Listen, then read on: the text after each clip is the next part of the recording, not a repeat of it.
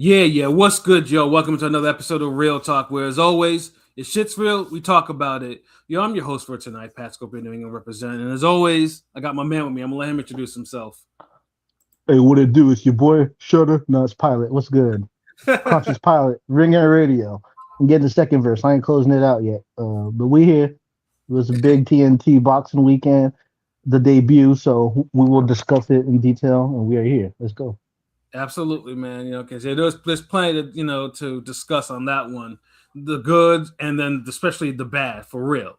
But yo, I got my other man with me. I'm gonna let him introduce himself, man. Like new mixtape dropping, we call it oversight, over skies, like on the horizon. That's it, you know what I mean? On the horizon, new mixtape hosted by DJ Pilot.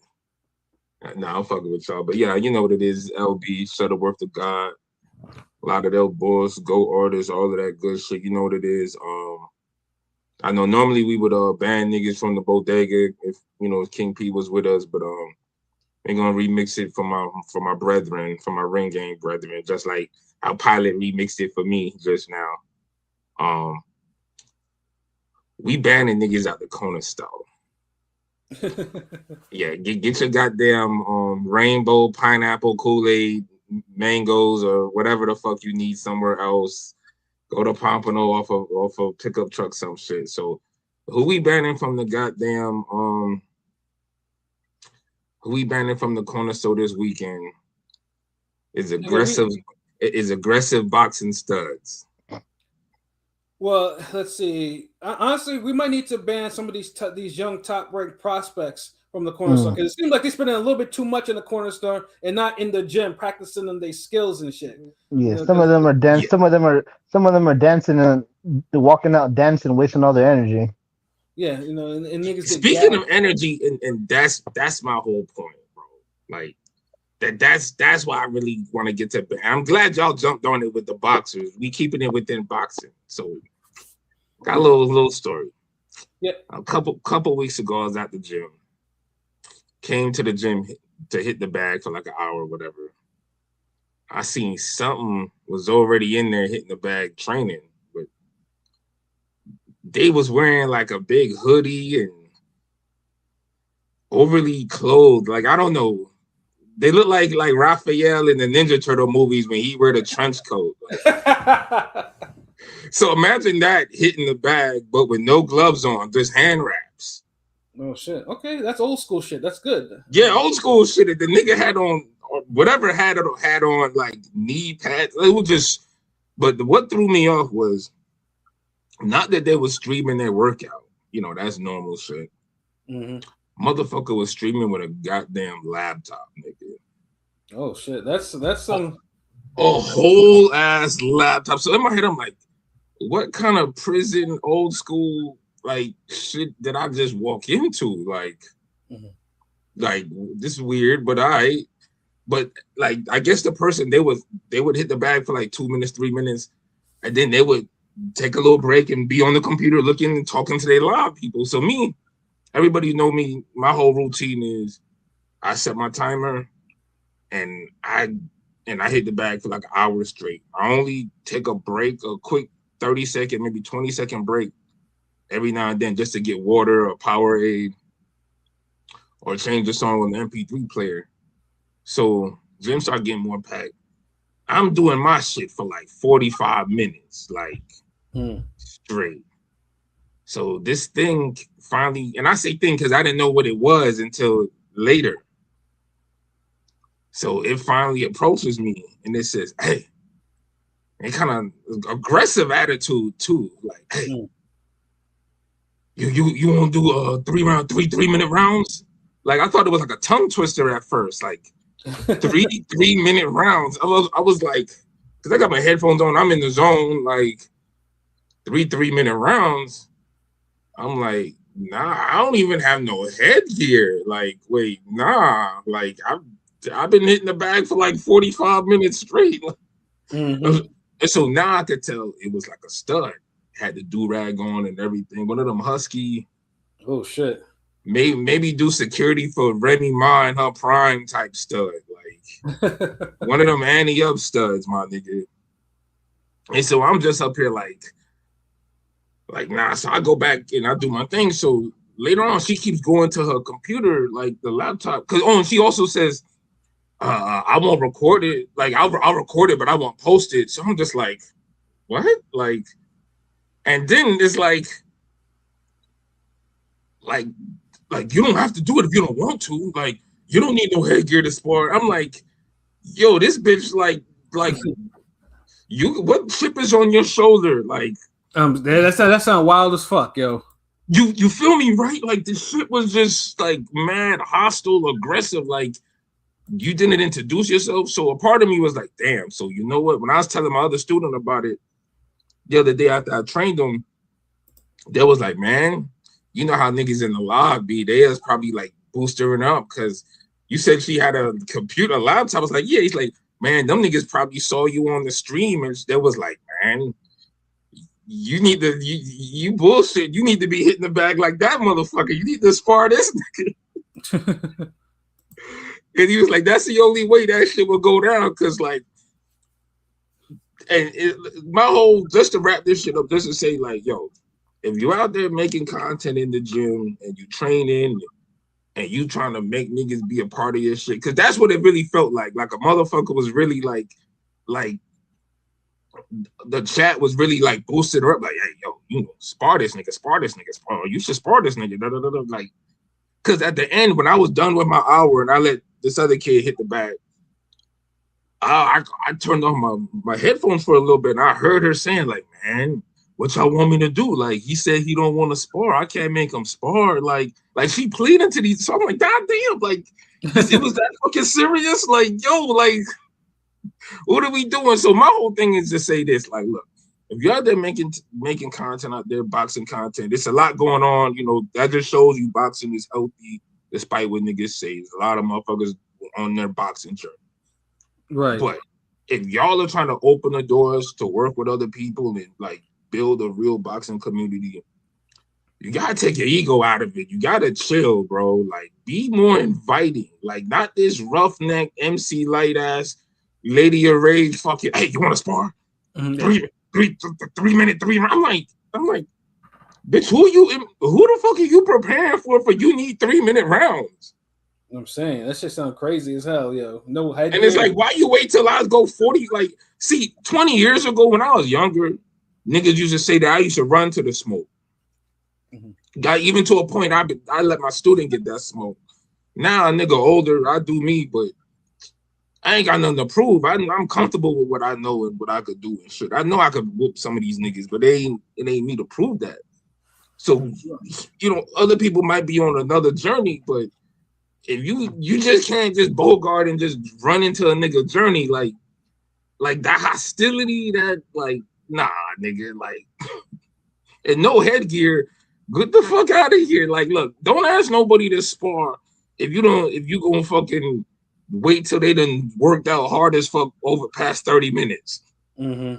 Especially if you ain't got no headgear. That's number 2. I ain't even have a mouthpiece, nigga. But like, niggas don't have it. Like, the headgear, bro. Like, come on. Yeah, that shit was just that just sounds like as fucking weird too. Like, no. It was just the whole hostility with it. The man, like, you don't need no headgear. It's like a part of her. Like, she was like this close to want to say, damn, nigga, you pussy, you a bitch or something, you scared. That's what it felt like she wanted, but she didn't though. But it's just like crazy. But yeah, man, like, yo, you want that type of sparring, you need to go to a fucking boxing gym. Like, no one's gonna go that hard with you at fucking Crunch or a regular fitness gym. Like, chill, go to a goddamn. But see, those y'all and I could tell y'all the bullies, because y'all the niggas who go into a boxing gym thinking y'all could whoop everybody, and then y'all look like that one nigga wearing jeans against Mikey Garcia that time. like, so it's like the ego gotta chill. Make your boxing content, but you ain't gotta be goddamn on some hostile Shaolin monk. Hey, I'll beat you on my channel. Then, like, no, nigga, chill. Fuck all this Highlander. Only be one nigga. Like, dead that shit, bro. Get all the hostility, nigga. Like, chill, bro. Like, you're doing too fucking much. That's all I got to say. Yeah, motherfuckers be too brave until they run to the one nigga that they least expect. That throws them a real beating. Because, like I said, like I said, if you've been to a real boxing gym, there are real psychotic motherfuckers in there that will be on some, they'll butt you up and say, "Oh, damn, yeah, nigga, your jab is snapping though. You look like you got a good right hand though. You're doing some work, yo. Why don't you come in the ring and let's spar a little bit? Let's show me what you got." They really don't have. Because my whole thing is this too. Like, I barely see you. Barely, like, you're stopping. You're taking breaks after 2 minutes, 3 minutes, 1 minute, whatever. Like, how are you suggesting the spar for 3 minutes? Like, oh, so you reserved yourself for during that 40-minute time, and now you want to challenge niggas because you're like, it's been about 45 minutes. He should be kind of tired. Should be winding down. 45 minutes. That's about like that's a 12-round championship WBC fight. 36 minutes. Yeah, nigga did the math and was like, yeah, okay. Yeah, I think I'm confident. No, nigga, fuck that. don't fucking go. Don't be goddamn doing practice layups and practice 3-pointers and then wait till niggas who've done ran 2 full courts to say, "Hey, man, y'all want to get a one-on-one?" Yeah. Like, no, you're not gonna get no points for that shit. Like, no, we're just gonna look at you like, nah, nigga, we about to run this full court back. That's what we want to do. We're not gonna break this up for you, niggas, for your personal battle, nigga. You want to be one of these niggas who said they beat Jordan on one-on-one practice. Facts. 21-20 or some shit. Like, nah, we not feeding that ego, nigga. Fuck all that. Like, absolutely though. But yeah, boxing is still, boxing is definitely in a healthy place or whatever, and that's just a good segue. That's the reason they might not fight looking healthy. Like, they might not throw the punches, the amount of punches that they should if they're healthy, but the sport is healthy. Let me say it like that. Yeah, especially because we had the debut of The Fight, which is a partnership between TNT Sports and DAZN, to bring cards that, some certain cards on DAZN will air monthly on TNT, gets them a good primetime spot and everything, and full cards and everything like that. So before we get into specifics of the fights, what did y'all think about the presentation and shit?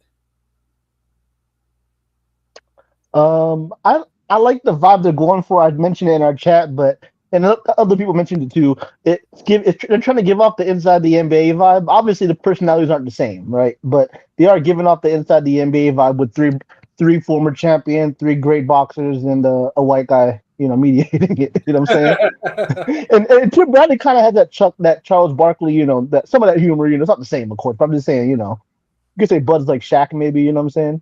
Porter's Kenny. Even I feel bad for Porter on this Kenny Smith shit because they were clowning him getting stopped by Bud like for half the broadcast. So it's like God, a good amount, So yeah, because Porter don't really have an identity on that podcast. He's like, it's like he's the straight laced guy on there. Yeah. When you already have the white guy, so it's kind of like. And maybe because he's from Cleveland too, because he is from Cleveland. So maybe even though people in the crowd was always like they were all cheering for Bud nonstop, I guess. But like, I like the potential is there. Obviously, Bud's a little shy in the camera, but they have great knowledge of it and everything. So I like the potential, and I'm hoping it continues. Yeah, I mean, because they had the usual DAZN crew, and then they had Porter, Crawford, and Bradley. Them, and like I said, I actually like that. Like they had good chemistry in there. Like they were vibing off each other and shit like that. Crawford was especially kind of accurate with some of the shit that he was talking about all through the night, whatever. Yeah. And Bradley was a nigga that was just like, nah, fuck all that, fuck all this, tough love. We're gonna say this ain't it, big dog. Like, nah, none of that. Like he was. So and then Porter, Porter was just the straight man. Like he was just like. But we've seen Bradley and Porter, like we're familiar with them to some degree, so we know what they're going to bring, Right. I mean, we kind of familiar with all of them by now. Like we kind of know everybody's lane. Bradley's the Barkley Atlas, over the top, but still grounded. He gives you the casual, the Foreman takes. He says this shit out loud that everybody's thinking. So you need Bradley. Bud is like he's like a Manuel Stewart, Roy Jones light, where he has great fight insight. He may not have the best delivery or whatnot, but he knows his shit. he gets to the point, and he knows what he's talking about. So he has his lane that works. I mean, the white guy, cool. What's his name? I just want to be like white guy. Fuck, he used to be on Inside the NBA. I forgot his fucking name though. Oh, well, white guy it is. Then damn. I mean, the white guy, cool. And Porter just seems like, because even with the open scoring shit, Porter always seems like an afterthought with that type of group for some reason. Like Porter's the only one that just feels out of place for me. But as far as the vibe is good. I'll just say this, because shout out to my dude Android, because we was briefly talking about it in the chat. He mentioned how the vibe, he liked it. One thing I didn't really like was the lights were kind of too dim. It did seem dim, yeah. The lighting, it felt cheap. Like Pro Box cards have seen Pro Box cards with better presentation, lighting. This shit looked like it was just in my room with the blue lights on. Like it didn't have that damn epic real quick, Adam Lefko, because I see him on he likes the Coles and Shaq podcast and fucking the other Inside the Game. He's like when Ernie's not there, so his name's Adam Lefko. So right, yeah. Adam Lefko. Yeah, Adam Lefko. Oh, okay. All right. Shout out to that dude. Yeah, he did a solid job. Like he knows how to bounce the questions off of everyone. He didn't seem out of place. Just Porter's really the one. Maybe like Pilot said, is because it's a Ohio show. So maybe that has something to do with it. But they look like they're gonna give him. He's the Mora guy that they trying to shit on or whatnot with the. How Mora used to. Yeah, with this getting stopped by Bud, Mora getting stopped by Jacobs and all that shit.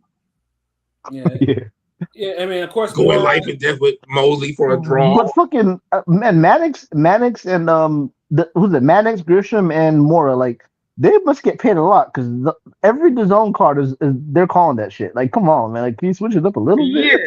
Yeah, this kind of over like I don't know. DAZN, y'all need to hear this. Like, we tolerate that broadcast. Nobody really likes them. Like, really, if this was a job based off like the people liking y'all, fans, audience, like y'all would have been lost that shit. Like, like y'all need to remix or have like I like how Showtime had their normal cast, but then the Showbox, and then sometimes they switch some guys around, but you always had the Far Hood, Marquez.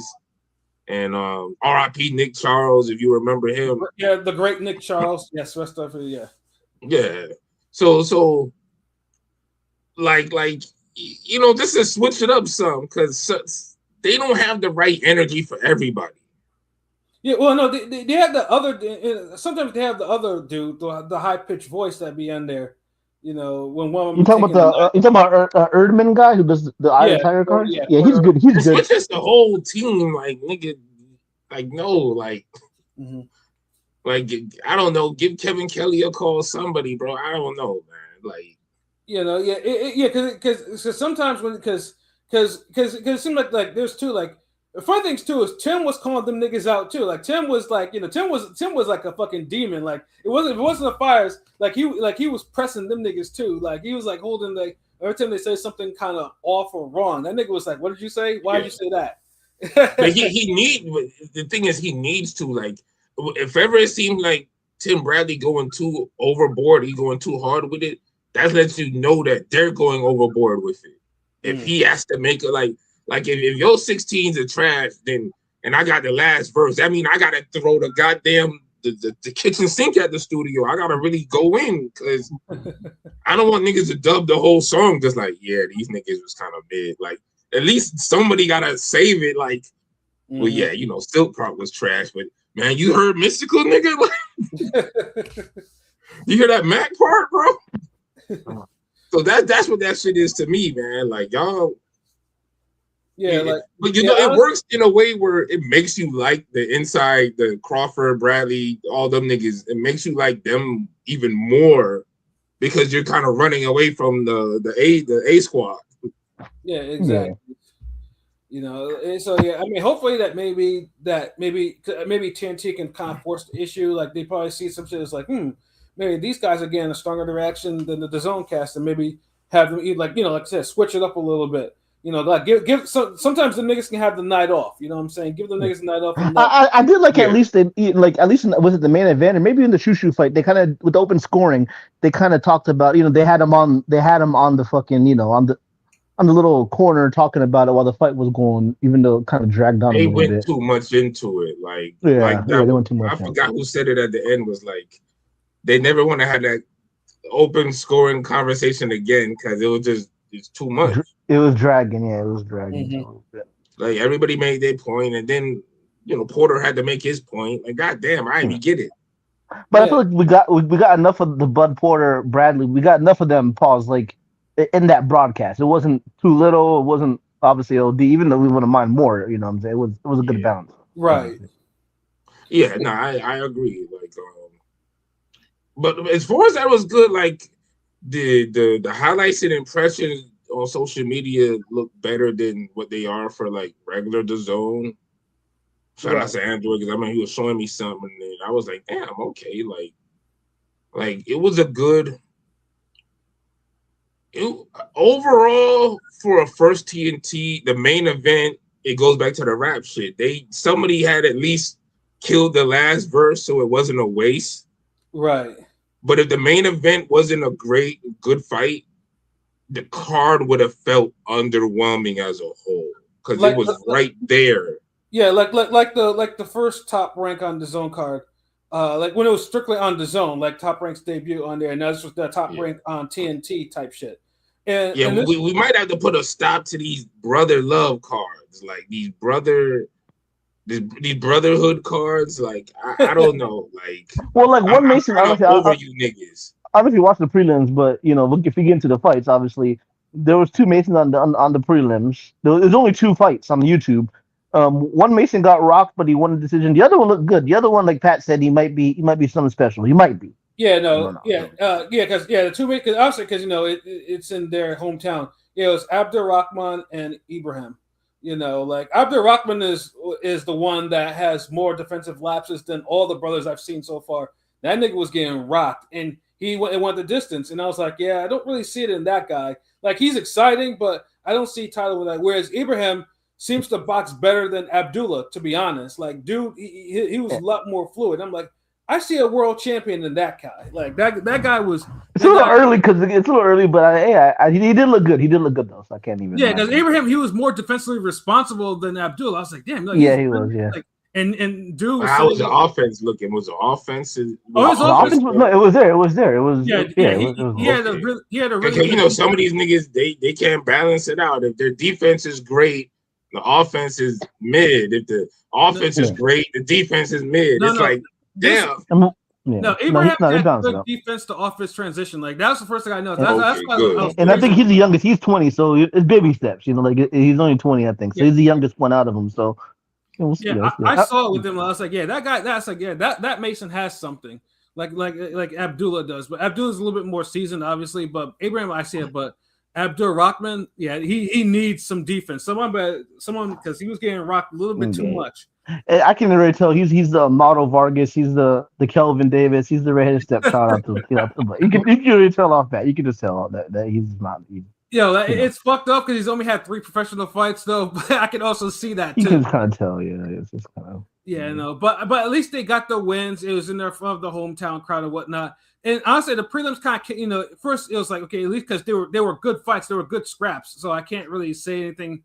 Like they so it was just when it got to the main fucking card and the fights before the main event, like every single one of the prospects fucking underperformed, and I don't get why this is happening. Like them niggas go on other platforms, right? And they fucking when they go off their main platform, they're out there like performing out of their fucking minds.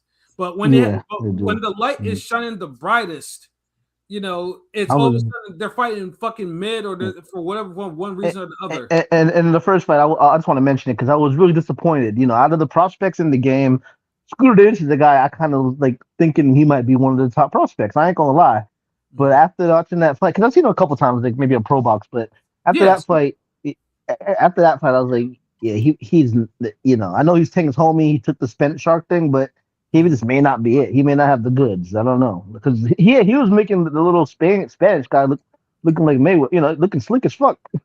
Yeah, but funny too is like I never because I never seen Scooter fight that bad before. I don't know if it was just he didn't take him seriously or just maybe it's an uptick in competition. I don't know. Like it was just, but it seemed like yeah. I mean, first like yeah, because he was dancing to the ring, and then afterwards it just seemed dancing like in the ring. Yeah. Yeah, it just seemed like Ramos was getting off more. Ramos on punch that's like landed more than he did. Like at the best, that fight should have probably been a draw.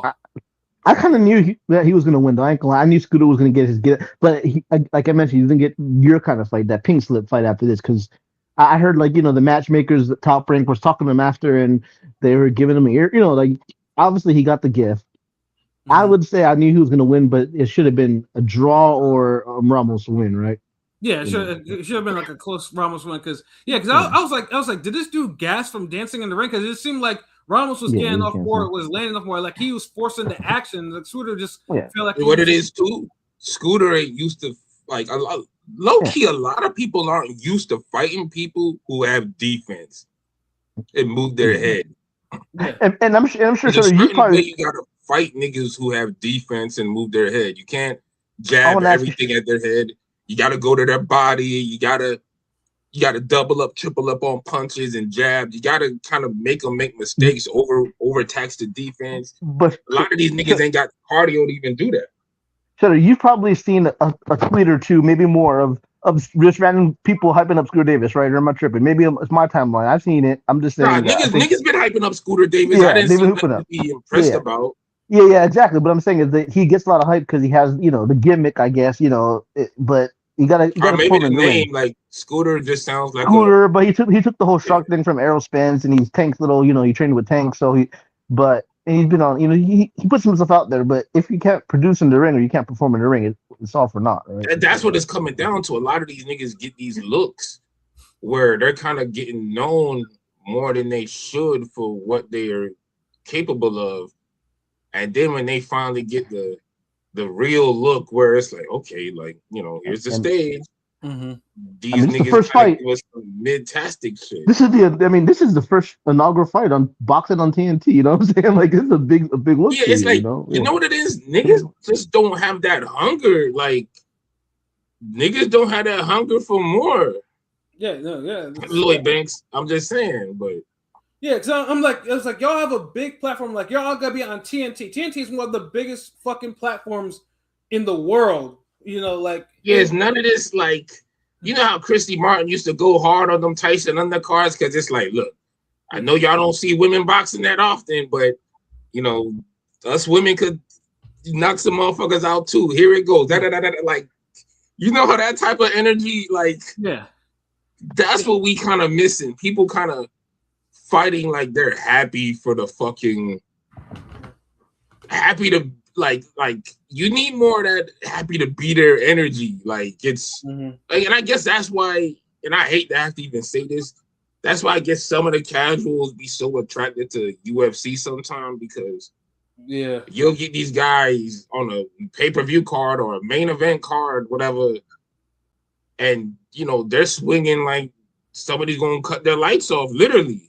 It's also facts. Like these niggas is gonna get a check for $8,000 and they gotta divvy that up with like mad people, man, pay rent. Right. And get the car out the shop, mad shit niggas going on, pay for the injury, and niggas just like throwing.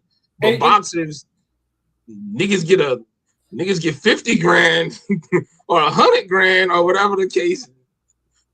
End of the day, more than them UFC niggas for the most part.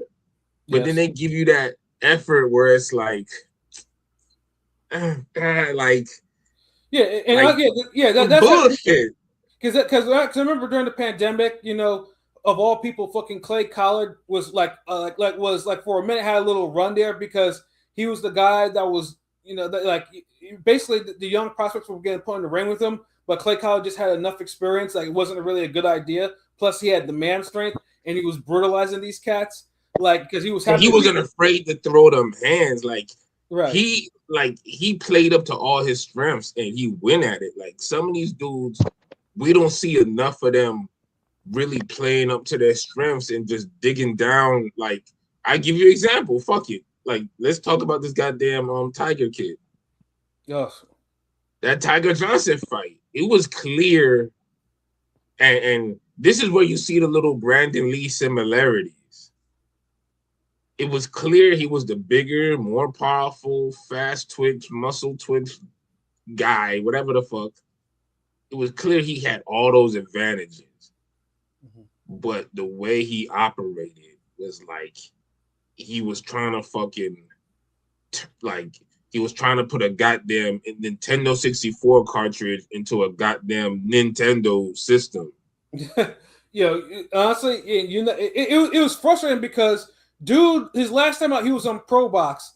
Dude, of all time, dude scored a spectacular highlight reel knockout. Like, dude was trending all over the place. Like basically against the Vlad Hernandez of welterweight and Nick Flash, because Nick Flash, he beat Jahai Tucker. He's got Nick Flash was that was a good fighter, and he absolutely wasted him. Like a lot of now, I don't want to. Now the thing is, people be like, it takes two to tango, and what's the dude name he was fighting?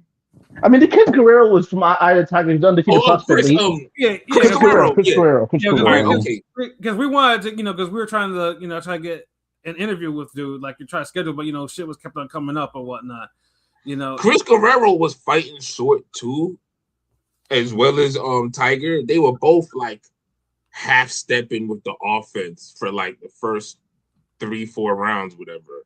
Mm-hmm. But the reason why we get at Tiger, because Tiger, you're the A side, you're looked at as the better guy. So in that sense, you have to take the lead. It's like dancing tango. Like the more skilled or experienced has to take the lead. Like you ain't gonna let the chick lead or the person you ain't 100% sure with every step. Right. And it wasn't until fucking Guerrero rocked his shit. Mm-hmm. And I'm setting up for my boy to for the alley-oop. Anytime, what's his name? Chris Guerrero landed on Tiger Johnson, he looked like he turned into fucking Tigger. Yeah. Tell him what you said in the chat, nigga. The Haney? Talking about Haney? Haney or Nah, KP know what I'm talking about. I don't want to say it. I give niggas their credit. Bro, now I'm trying to remember what the fuck I said. Grabomir Klitschko. Oh yeah, Grabomir Klitschko. Yeah. That nigga I'm sorry, we just had to throw that out there, but the nigga wasn't lying because instead of he was taking them fitness jabs. I call them fitness jabs because it's like you're stepping with the jab, but then you're stepping back. You're not stepping with the jab and staying there occupying space. And Tiger was doing that more so than Chris was. Mm-hmm. And that's what looked so bad. But yeah, anytime Guerrero would land a good punch, Tiger would fucking he would start holding, clinching. He wouldn't do shit for the next 25 seconds. Mm-hmm. And it's like, bro, like you may be outboxing or taking the lead slightly with these guys, but if your boxing isn't beating them up or breaking them down, they still retain their punching power. Right. Like they'll still throw with mad conviction and fucking hurt you. So this is why like breaking fighters down and beating people up matters. Well, I think we're talking down. I think Tiger's a pretty good boxer. So I want to ask you real quick: would you favor Norman over Tiger? Brian Norman? Would he knock out Tiger basically? What do you think? Okay. Yes. Hold on, Brian Norman. Yes. Would he KO Tiger Johnson? Would he KO Tiger Brian Norman over Tiger Johnson? Absolutely. Yeah, I would. God damn, that's a tough one because I feel like like Tiger might have more upside, but I don't like when he get fucking hurt.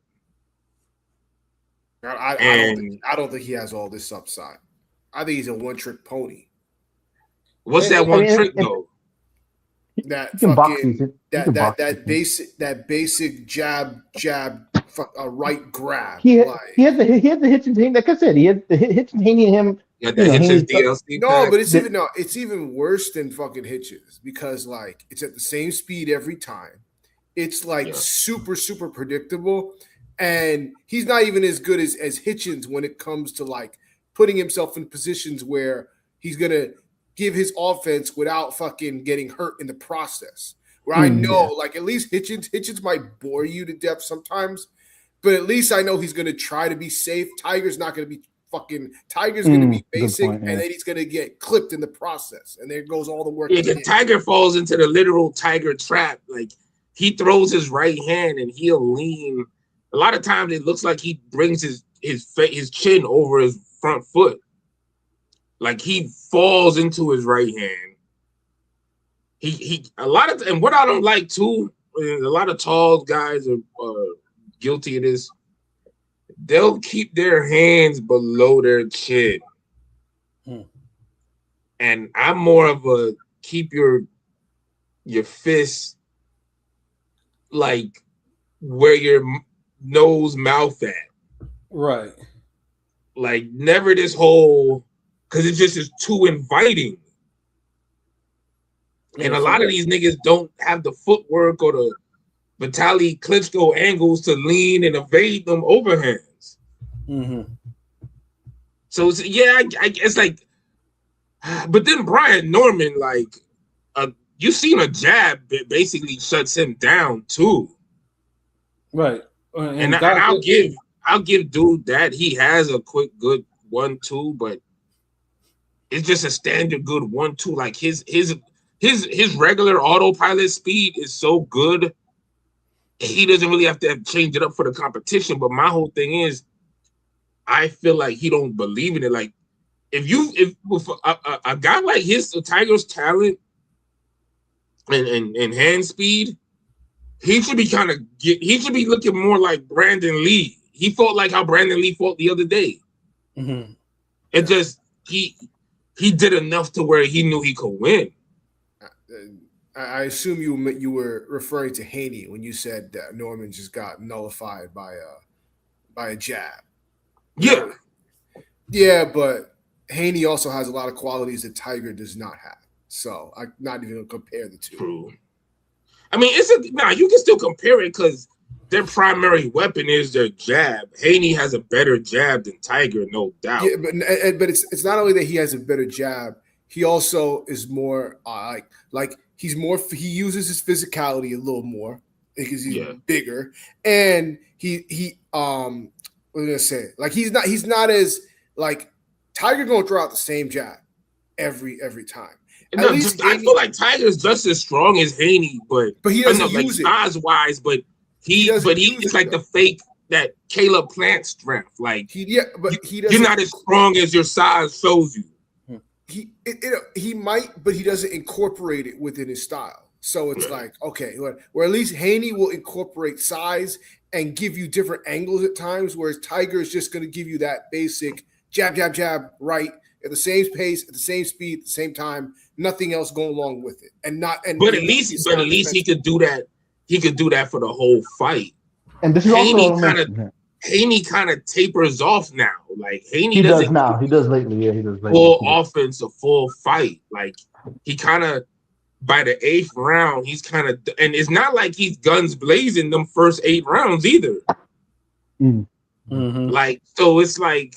Well, I will say this is Tiger's first fight with Bomac. I'm not, people hate Bomac, but I'm just saying Norman would be the favorite over Tiger. I'll say that. Like, yeah, for sure. I'm just saying that, definitely. But I don't know if I like because at this level, I feel like Tiger's not a prospect. He's my term prospender. Right? He's not a prospect.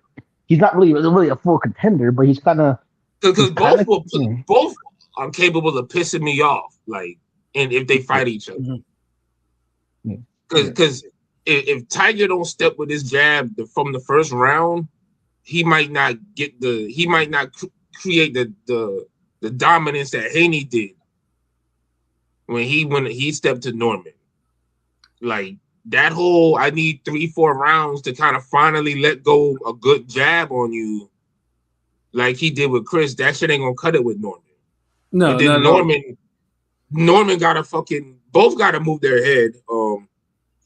Norman gotta mix up his punches though too. Like he feels so like he fights behind you so fucking much. Where I feel like Tiger might could just get away with that bullshit, that ass jab.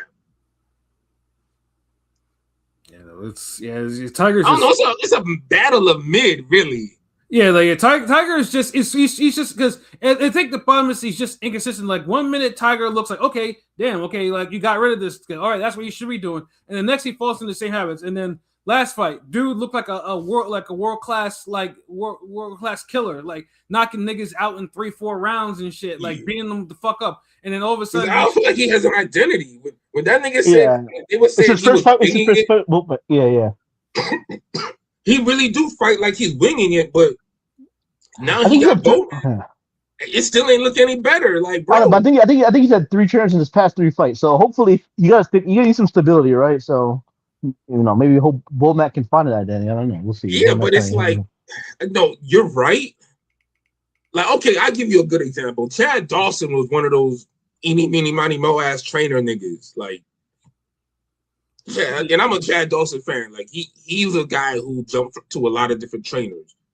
But Chad Dawson gave you the same level of performance, the same level of effort. He still threw combinations. He was still trying to outwork you. He was still jabbing and right hooking your ass. You still threw the left up. He was still doing him in each fight. He wasn't just going up and down like, okay, Mayweather got him doing this, so he's doing this. So, he still had his identity.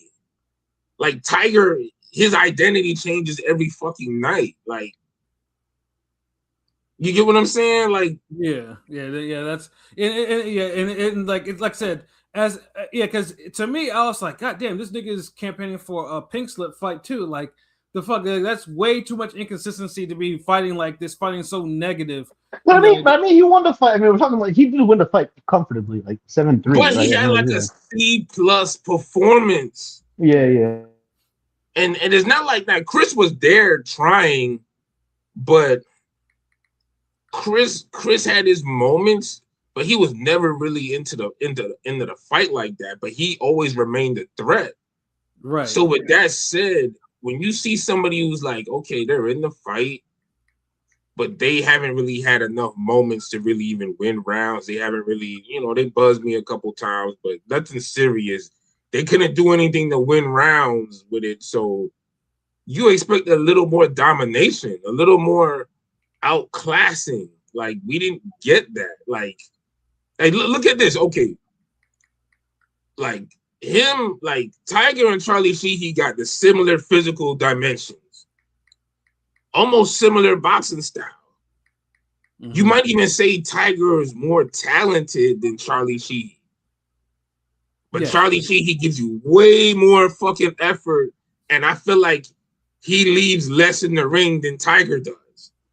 Yeah, it's strictly because Charlie Sheehy, his mentality is where it needs to be. Like, he has an identity.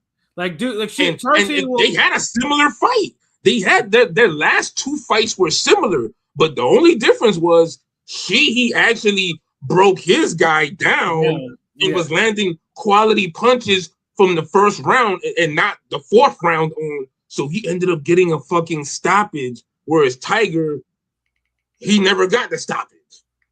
Yeah. That's so, I'm not trying to draw comparisons to say who's better than it, but one guy obviously looks more complete in my eyes than the other guy. Mm-hmm.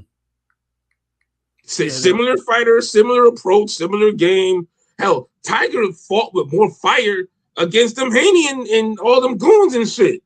Yeah, in fact, he had the nerve to call it Haney, like, so, and he used the N-word on TV. I'm just like, dog, like, like. No, you can't look, bro. You can't have no goddamn outspoken Adrian Broner post-fight interview if you're not gonna have the entertaining Adrian Broner performance first. Yeah, like bro, like I'm pretty sure Haney see this like, man, I'm not gonna waste my time with this shit unless I have to. Like this, yeah, that nigga dude, like you gotta beat the look, bro. Your call out can't be harder than your fight. Yeah. Nigga, your call out was too hard for your fight. The type of fight you had, your call out should have been like, well, you know, I just got to speak to my managers, promoters, and you know, I ain't ducking no fades. I mean, like, I'll fight anybody. I'll fight anybody. Right. Like that was one of those I'll fight anybody performances. Like you don't really like.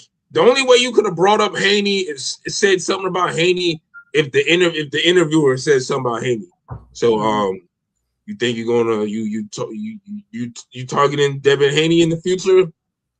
Yeah, man, that nigga always on my radar. But until then, anybody could get it. That's it.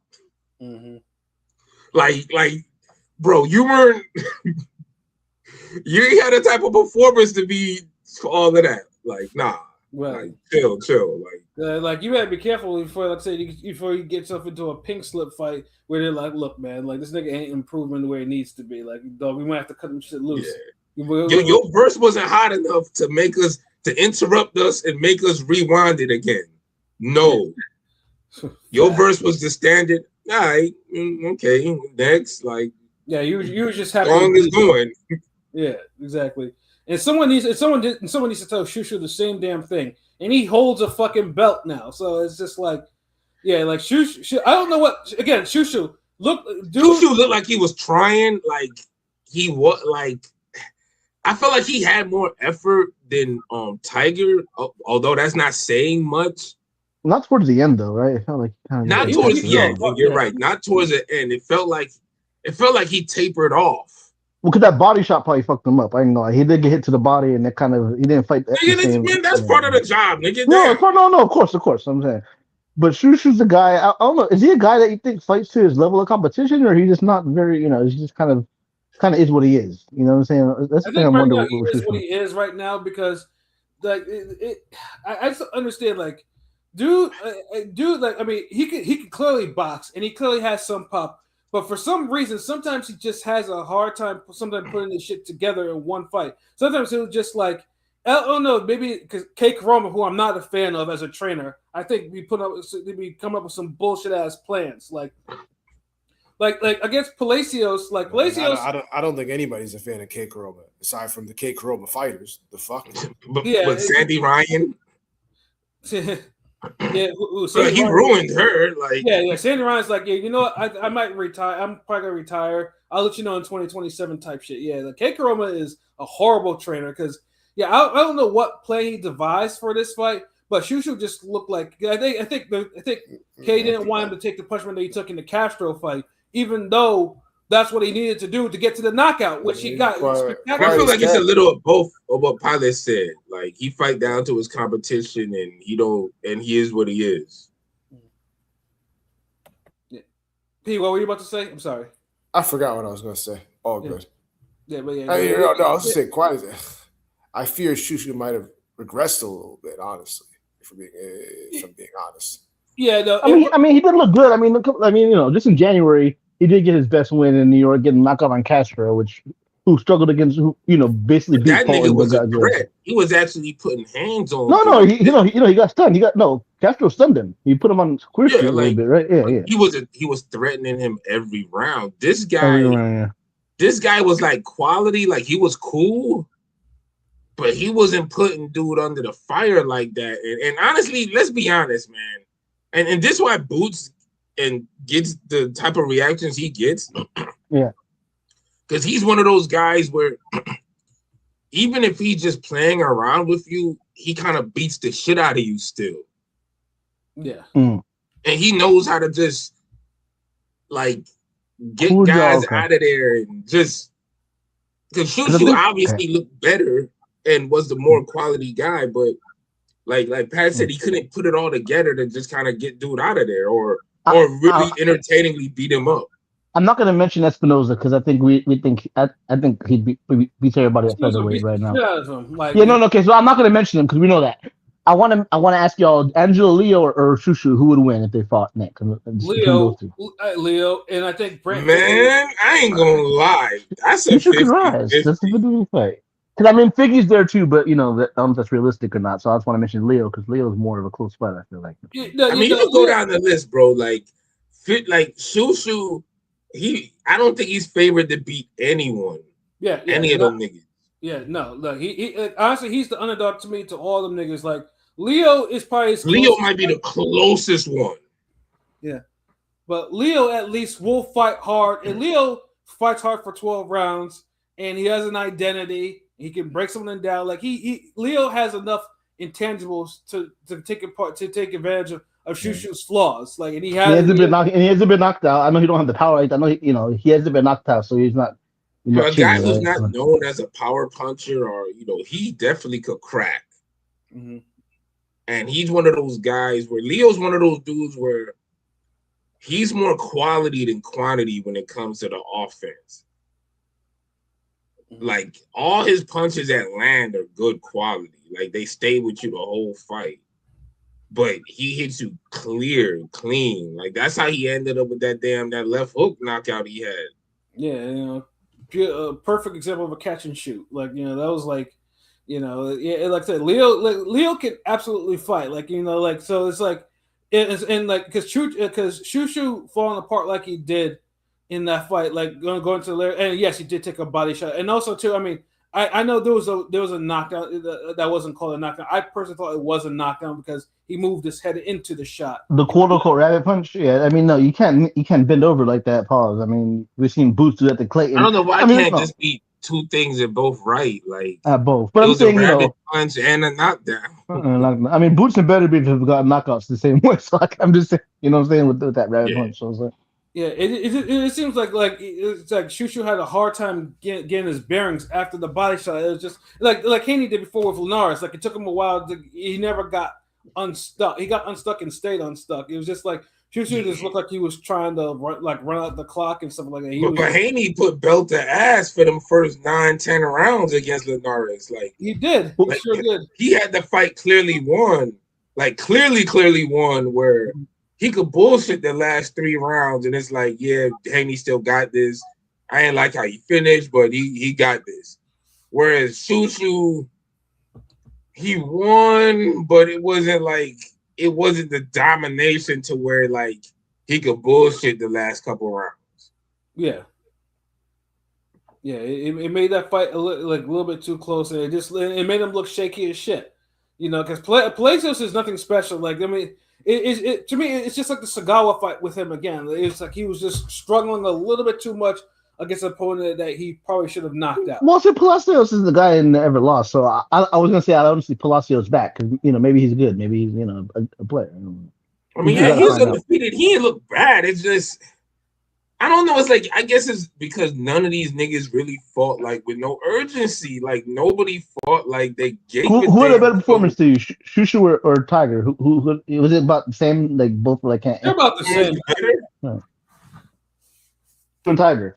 I mean, Tiger, because Tiger didn't get knocked, but to me they were the same. Like, Tiger didn't get rocked like Shushu did, but I wasn't impressed. Tiger definitely got rocked. That 4th round, he got hurt. But what I'm saying. But he recovered. Whereas Shushu was like, he was jumping. Yeah, he turned into grab him in Klitschko. Yeah, I wasn't. Yeah, I mean, I'm not. I wasn't impressed by either guys, but I mean, but Tiger probably got just by a little bit, because at least when he got hurt, he recovered.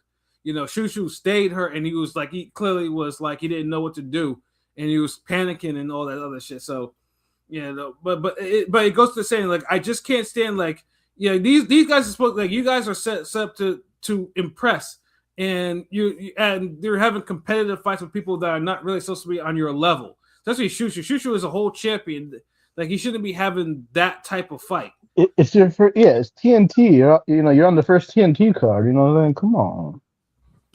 Yeah, like none of them niggas scored no knockdowns either, which was like crazy to me. Like, they didn't even come close to scoring a knockdown. Scooter, Tiger, or Shushu, not one. You got to throw punches, and you got to have bad intentions to do it too. Like, it was none of that. Like, Tiger's one of those dudes. He looked like he looked like he's pissed off and he's throwing, like he looks like he's ferocious, but he ain't really throwing like this Dave East looking nigga like it seemed like he overly throws. Like it looks like he got mean intentions, but he ain't really mean like that. Mm-hmm. Like these niggas ain't throwing them hands like that, man. It's just bare minimum fades. Yeah, I don't know what it is with these young black fighters in this generation. I don't know why they're so adverse to throwing hands. Like it's fucking crazy. The meanness is not there. That's what it is with these young black fighters with this era. Just how y'all got the complaints with the NBA, where it's like all these goddamn trust fund babies and kids from 2-parent households, and like the spoiled rich kids who could get the goddamn training camps at 8 years old and learn basics from retired niggas and shit. Yeah, it's like they don't know how to work to get their offense going or work to get their defense. Like, it's just weird because it's like this morning when I was running, like I was watching one of the channels. It wasn't DAZN Ringside. I think it was like Swerve Action or something like that. And it was Canelo versus Trout, and we're gonna talk about Trout a little later. And I'm thinking to myself, like, damn, like these guys, Trout, they're defensive and they're still working. Like Canelo, this is when Canelo still had a little bit of a work rate, and Trout was, he didn't have to play, but he was still working to actually throw shots. And Trout threw like 800 punches that fight, ain't it? Yeah, exactly. And I'm thinking to myself, like, dude, this is not even that long ago. Like, and Trout wasn't anything spectacular skills wise. He was just a solid fighter. And I'm like, these cats are physically, they're physically talented, but they're not applying their actual talents. Yeah, physical primes. Young niggas like can't throw 50 or 60 good quality punches around. Yeah. That's the thing that really bothers me the most. These niggas can't work. And if you're not going to work with 60 good, solid punches around, give me 30 high-quality punches, meaning you're either going to work that jab hard around or you're going to be throwing some hellacious pot shots like Orlando Salido or Roy Jones or somebody. And These niggas ain't even giving us that. Yeah. Yeah, I'm struggling to find why it can't be the choice. Mayorga had a better work rate than these niggas. Yes, a motherfucker who's legit smoking at press conferences and shit. The fucking Marlboro man is working harder than these niggas. Yeah, that's why it's just like it bothers me a little bit. Like it shouldn't be this like these they should be able to throw meaningful punches and not coast or going to stay in the first gear or struggle to get their offense going. Take them 3 or 4 rounds to do it. Like it should be like you should be able to establish it by the end of the end of the first 3 minutes to at least do something. To yeah, and that's why I was glad at least the main event. Abdullah. He at least clearly not afraid to throw his hands. That's for damn sure. But with him, I mean, obviously with Abdullah though, his biggest flaws is the defense is a little bit, and then the boxing IQ is not it's not developed but he does have he does have a little leeway because he went from fighting someone that would throw hands with him to fighting one of the better pure boxers in those divisions, and for the first half of the fight was making him look mid, Yeah, like Bell, and I picked Bell to win. One thing I didn't like that he didn't have, that I felt like he ruined his success rate. He didn't really have a jab. I know Mason had the longer range, but Bell was obviously 6'1", whatever. He could have jabbed because he was being successful with all the short shots. Because Mason kept coming in, he kept landing little short hooks that was landing on Mason. I get he had success with the counter hooks and the right hands, but see, the thing is with that, if you're gonna do that, you need to have power so you could actually hurt dudes or drop them. Because what happens is if you don't have that jab that's going to disrupt them timing you, they're just gonna just look for the counters, and what Abdullah Mason eventually did was just Abdullah Mason didn't even have to jab to get on the inside. He literally would just kind of use footwork to close the distance. Mm-hmm. And then then he'll throw a punch after you throw your counter. Then he could jab or he'll throw with you. But I will say, obviously, I think the obvious thing was the body work, right? Like later in the fight, that body work just wore him down. I know, like a lot of the commentary by his dad was bleeped out. He was probably, even though he's Muslim, he's probably cussing him out. He's like, "We're on that. Come on," you know what I'm saying? Like there was some adjustments I saw made. Work was able to work because Bell wasn't throwing a jab. Yeah, and he was able to pause. He was able to get in. Just kick him off the jab. That was a crazy body attack. Like after 7 or 8, I don't know what round it was, but when he was getting him to the body late, it started with that one. I don't know if you remember that one little shot he did, like a little up jab where like it was a left hand, but it hurt Mason with like a straight left, and that kind of changed things, right? I felt like that one shot that kind of maybe broke his nose, changed the fight. That shot in the corner, that overhand, that kind of changed the fight too. But Bell. I just wish though Bell kind of sat on his punches more because, like I said, in the first half of the fight, he wasn't using a jab, but he was picking Abdullah off with like short right hands or throwing the right hand, lead rights, counter rights, little check hook here and there. Like he was doing it, but like I said, but he wasn't doing it to kind of break Mason down, as we mentioned before. To break him down, he was just doing it. He was just taking advantage of. Hoping to get a shot, getting maybe a kill shot that he could throw in between the shots because Mason was getting affected by those counter shots he was eating. There wasn't a chance that he wasn't. It was just like I said, he just, once he, I think he did kind of wear down too because he hadn't fought in a while, and like I said, there was no jab, there was nothing else. So Mason was just, he basically just made adjusted. He fought harder and went to the body, and broke his nose and. That was the end of it, So it was like I said. I'll give props basically because, like I said, because it took him a while to, like I said, Bell is not the easiest person to box and fight. Like he's not an easy person, but he willed himself to actually to do it, to actually go and actually try to, I have the more power. Let me at least let me see what I can do with him. He used his power. He went to buy and then. Was able to break him down and get rid of him. Stoppage, of course, we know. I know there's a debate if it was early or not, or at least that wasn't the place to actually the fight should have been stopped. But bad stoppage. I'm sorry. It was a goofy. It's like the ref was on some goofy shit. Like he didn't know what to do. Like it was so rushed, like out of the. But Bell obviously looked like he was done though. So that's why I don't think it's a big deal like that, but it was still a bad stoppage.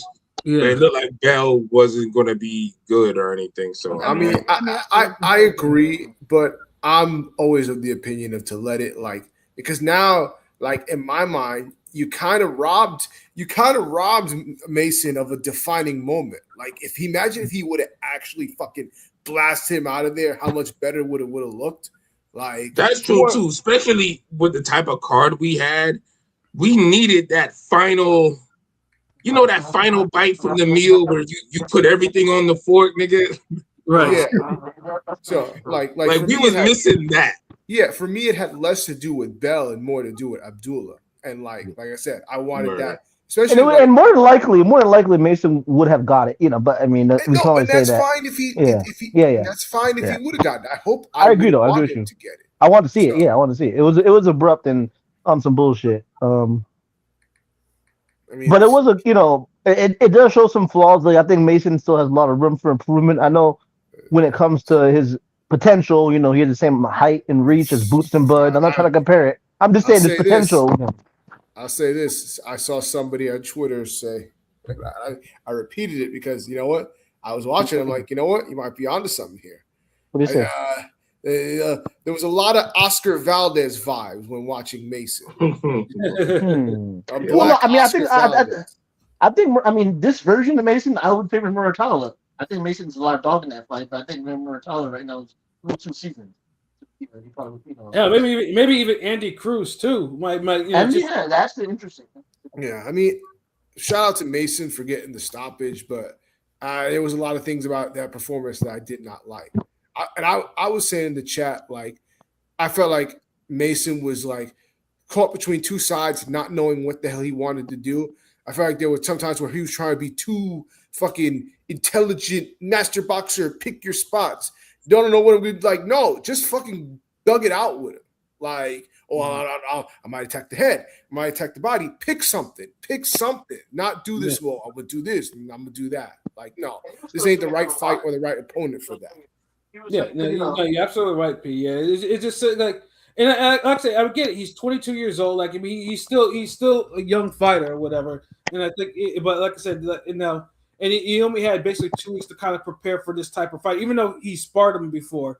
But sparring. I mean, with actual fight, considering all the circumstances, he still, at the end of the day, he won the fight and he won the event. Mm-hmm. And it was his event. He shined the brightest. So, like, I think his marks were higher than anyone else. Like, I'm not trying to be too hard on him. I'm just saying. I mean, I can't blame him for how the ref fumbled the last part of the fight. Mm-hmm. Yeah, but Mason, I thought, still looked good. He struggled against a guy I picked to beat him. The only thing is, I felt like if Albert would have utilized the jab in that fight, I think he wins. Shout out to Chris Brand. Foster would probably outbox Mason. Shit, Kid Austin. Okay, little puppy breaks a little bit here with the kid. I don't know about those are tough fights for Foster and Kid Austin, though. Yeah. Like, Kid Austin, I don't even think, outside of like blitzing him, like on some Shane Mosley lightweight shit, I don't really give Austin a shot like that. Yeah, to beat anybody. I don't think that's a good. I don't think that's a good matchup, Kid Austin. But Foster, that's a tougher matchup because of the size and some of the other intangibles that Foster brings. Yeah, but Foster has dog in him. Like, Foster can turn it up. But Mason got dog in him too, though. Mm-hmm. Yeah, Mason has shown in his last 2 fights, especially Noakes and Bell are. For a 22-year-old kid, he's a champ, but those aren't easy fights for anybody. He's got dog in him, but like there's flaws. He's still a puppy. He's still a scrappy dude right now. He's got there's still flaws. Scrappy dude with fucking brass knuckles, man. No, he has power. Like I mentioned, what are we doing here? Like, he got the same. I'm just saying he's young, so like with more experience, he'll like a dog. It's great to have that dog in you, but having that dog in you with not a lot of experience, I still think that might be like a 50-50 fight because Mason throws. He's one of the rare young people who actually throws and wants to smoke. Yes, and I appreciate that too, but I just think he takes too many shots, too many clean shots. Like, thankfully, Bell is not a Noakes type of opponent because I would be like, having these hard fights in a row is not good. But this was a different type of hard fight. It wasn't a fight where he was punished physically. It was just, it just had to really kind of test his boxing IQ a little bit. But it's just like, But I just worry that if the defense isn't kind of fixed, he's going to be put in the ring with another Noakes type of opponent, and he's going to be drawn into another drag out type of war again, where he's taking all types of shit. Well, that's the thing. See, this is the thing with Mason though. Like, he's the type of guy where if you're locked in, any fight could be a Noakes fight against him because Mason wants to smoke. He got fired. Mm-hmm. Mason either has to hit harder where he could get these guys, he could hurt these guys and get them out there earlier, or he has to get better defense. Preferably, I would prefer better defense. Because his power is there. And again, he has that same exact height and reach as Bud and Boots. I'm not but he don't have the type of lights out power. Yeah. Hurt elite guys within the first 4 or 5 rounds. Like, to where it's like, okay, let me jump on a nigga, boom, boom, get him out of there.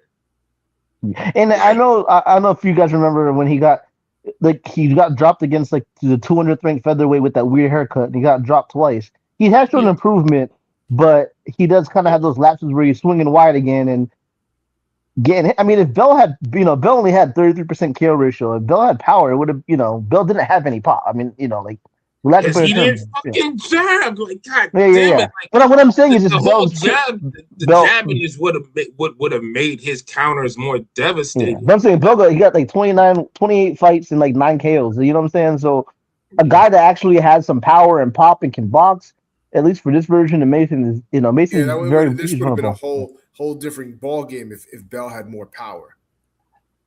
And the thing is, he has enough power for what he needed to do. It's just you gotta jab, man. God damn, like that's how you really could. It's like I don't think people really understand how much jabbing helps your counter punches. Like literally, this nigga was doing some Fight Night round 2 shit where he just walking around the ring ready to counter. Like he got the hand cocked back, like bro, like Mason's not even moving his head. Jab him, and then when he tries to jab with you, counter. Like it was right there for him. Instead, he just fucking countering or he's throwing the right hand, and it's like, okay, right hand, left hook, okay, or both. But it's like, yeah, if you would jab him, you could land both of those. Well, I think Bell jabbing more would have resulted in more hand fighting. So I don't know if that's a good thing or a bad thing. But I think Mason has that, if you're playing 2K or something, he has the A+ potential, but I hope it doesn't become a situation where it's the thought of Mason being who he can be as opposed to him materializing, because the potential, I think, is there. I just think he's still a kid. He's young, he's a kid. But he's a champion, so we can't make too many excuses. Xander 23 fought Boots, so I'm just saying, we gotta eventually, it's like. I mean, he's doing what y'all complain about Boots not doing. And complain, and it's like Mason's what Boots is. Mason is what y'all say Boots is, and what y'all don't want him, and what y'all want him to be, but y'all don't want him to be. Like Abdullah Mason, like, okay, Boots may get rocked in a fight, whatever, once, and he'll dominate and beat the shit out of a nigga. Half the fight done, boom. But people say, man, he need to work on his defense. Mason will get rocked several times. He got to get rocked throughout the whole fight before niggas even mention defense. He got to throw twice as many punches.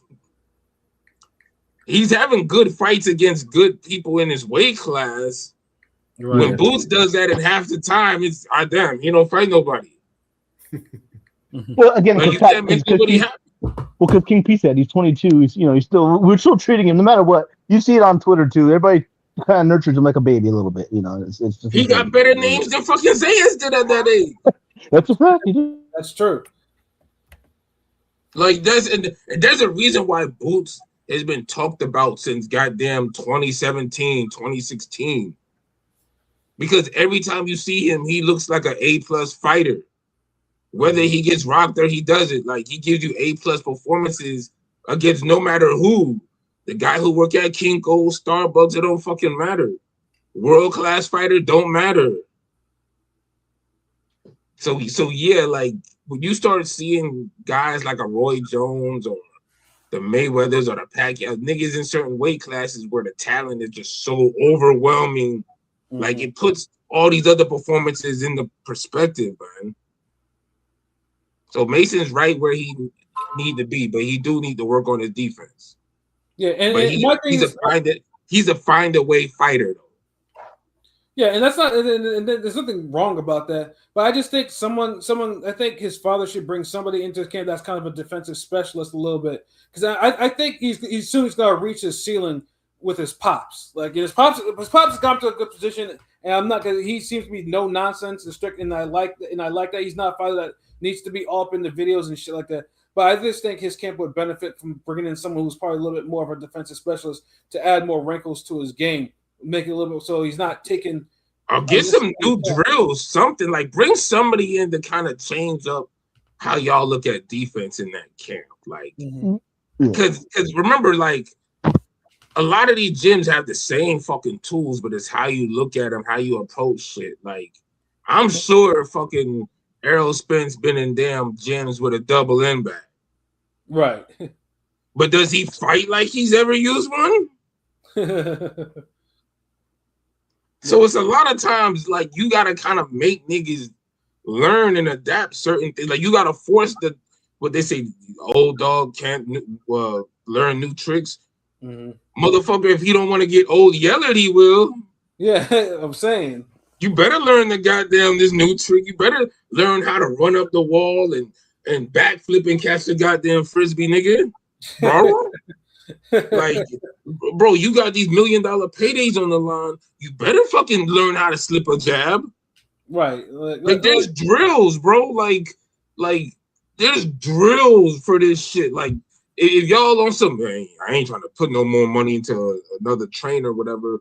Search some goddamn, read a book, do something, see some training videos. Like there's shit y'all could do. Like jab, like move your head after every jab.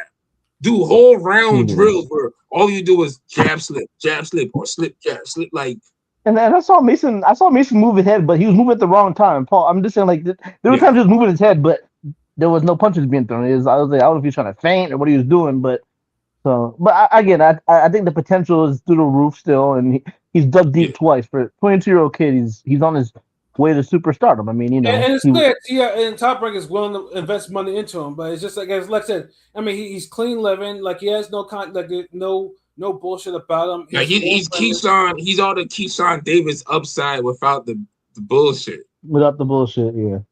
Yeah, but everybody, I want to mention everybody that hates on Keyshawn that says, "Oh, Mason would beat him." I'm sorry, come on now. Can we be real? Right now, I'm just saying Keyshawn would fuck Mason up. I'm just wanting to mention that. Yeah, if I had to say now, Keyshawn right now is more talented than Mason. Like, there's no question about that. I truthfully don't have. Looking at his, of course, right. He's more advanced. He's more advanced. Yeah, I mean, he's 27, 28. He's older. I'm just saying, there's a lot of people that hate on Keyshawn that try to say Mason would beat him. Can you be real? I mean, I'm just saying, can you be real right now? That's not a serious argument, but whatever. Nah, Keyshawn gives his own reasons for niggas to hate on him. Yeah, I was gonna say, it's warranted. That's more outside the ring than inside. Outside the ring, yeah, inside the ring. Inside the ring, Keyshawn kind of stagnated. Like he didn't look good. Because I want to mention the ring dropped lightweight ranking, so they had Shakur at 1, Muratalla 2, but they got Zepeda over Mason. So Zepeda's at 3 with Mason at 4. I mean, Zepeda right now has better wins. Yeah. So and he gave Shakur a hard fight. So I'm not going to argue where Zepeda needs to be. Mason just needs to have. I mean. It has to be victories, but Zepeda has better victories than Dude, so it's not like I can't. But Abdullah's having a good year though. Like, oh yeah, for sure. Yeah, I would with Abdullah, I would match him with somebody else this year, but not like try to throw him a little can. Somebody somebody on the fucking in his rankings, but not Not that Chavez guy, because Chavez is supposed to be up next. That Chavez guy is a little too early. Basically, I want Mason had the type of year already where now you give him a knockout. This is where you do the James Toney. Get him a highlight. You get him a highlight. Type shit. I don't know what you were saying. No, I'm saying give him like a softer touch to get him a highlight. Let him get a KO on the higher scale, a championship KO. Defending KO. Let him get a KO. He don't even have to be a main event. He could be a co-main. Let him get let him get a good KO out there this year. That'd be 3 fights. He's in the public eye the whole year. Each performance is talked about. He had a fight of the year, beginning of the year. Then he has a comeback victory KO stoppage against a difficult opponent on short notice. That's a named difficult opponent, somebody who's legit getting ducked. Like, this a quality year. Like, Abdullah Mason is on the short list for fighter of the year, honestly. True. Like, if we just being real, like, if we start giving the award to people who just have more than one fucking fight. So I'm liking what I'm seeing, but he definitely got to damn move his head and get the defense going, like because his fights are getting too long and too difficult because of it. Right. Like if he was moving his head better, Albert, even without his jab, wouldn't have been able to get those counters off. Yeah, so like I said, I mean, I have faith that hopefully that that his IQ will as he gets older will grow, whatever. But yeah, you just have to kind of be careful who you put him in the ring with now until that gets to that particular day. But then he's champion, so you can't avoid top comp for very long, But yeah, he need like a good 5-round, 4-round, 5-round, 6-round knockout next fight. Like, right. He don't need to be going to 10, 12 rounds. Like, he needs a good keep the momentum going ass type of fight next time. The perfect guy. Pat probably heard this guy. That guy Pagan, the Salida dude, the light skinned Salida dude. That'd be a good fight. I think Mason could probably knock him out, type of thing. And he's in the ranking, so just get him a guy like that. Get him a guy that has somewhat of a name, but yeah, like you should shut it, like a co-main. You don't have to be a main event. Put him on a co-main for somebody, and get a title defense KO, and yeah. Yeah, because I like what I see. Like, keep the momentum going. Like, he's a kid like Abdullah Mason is great for the sport because, one, he's exciting. He moves with integrity. Like, he's not trying to, do all this extra shit. Like, and there's nothing wrong with doing extra shit, but some of the extra clown shit that some of these other boxers be doing, and they're not having opponents. And Devin Haney about the only nigga who could literally be talk shit because he's always trying to fight the best. And there's the thing that was a little weird with Bell. Like, had a picture, when he was a little older and Mason was a kid, and that's the quote unquote brother. You know what I'm saying? And Mason don't seem with that brother bullshit. That Shakur befriending everybody type bullshit. And it's a big talking point. Shakur was with the man. They're 10 years apart. Whatever. That's not a brother. It's like, it's like, what the hell? I got my brother 17 younger than him. What the fuck? People without the dumbest shit comment. That's all. Like, what are we doing? Like, 10 years. People have brothers that are 12 years younger, sisters, siblings that are way younger. Nigga, you got whole siblings, niggas 20, 30 years apart.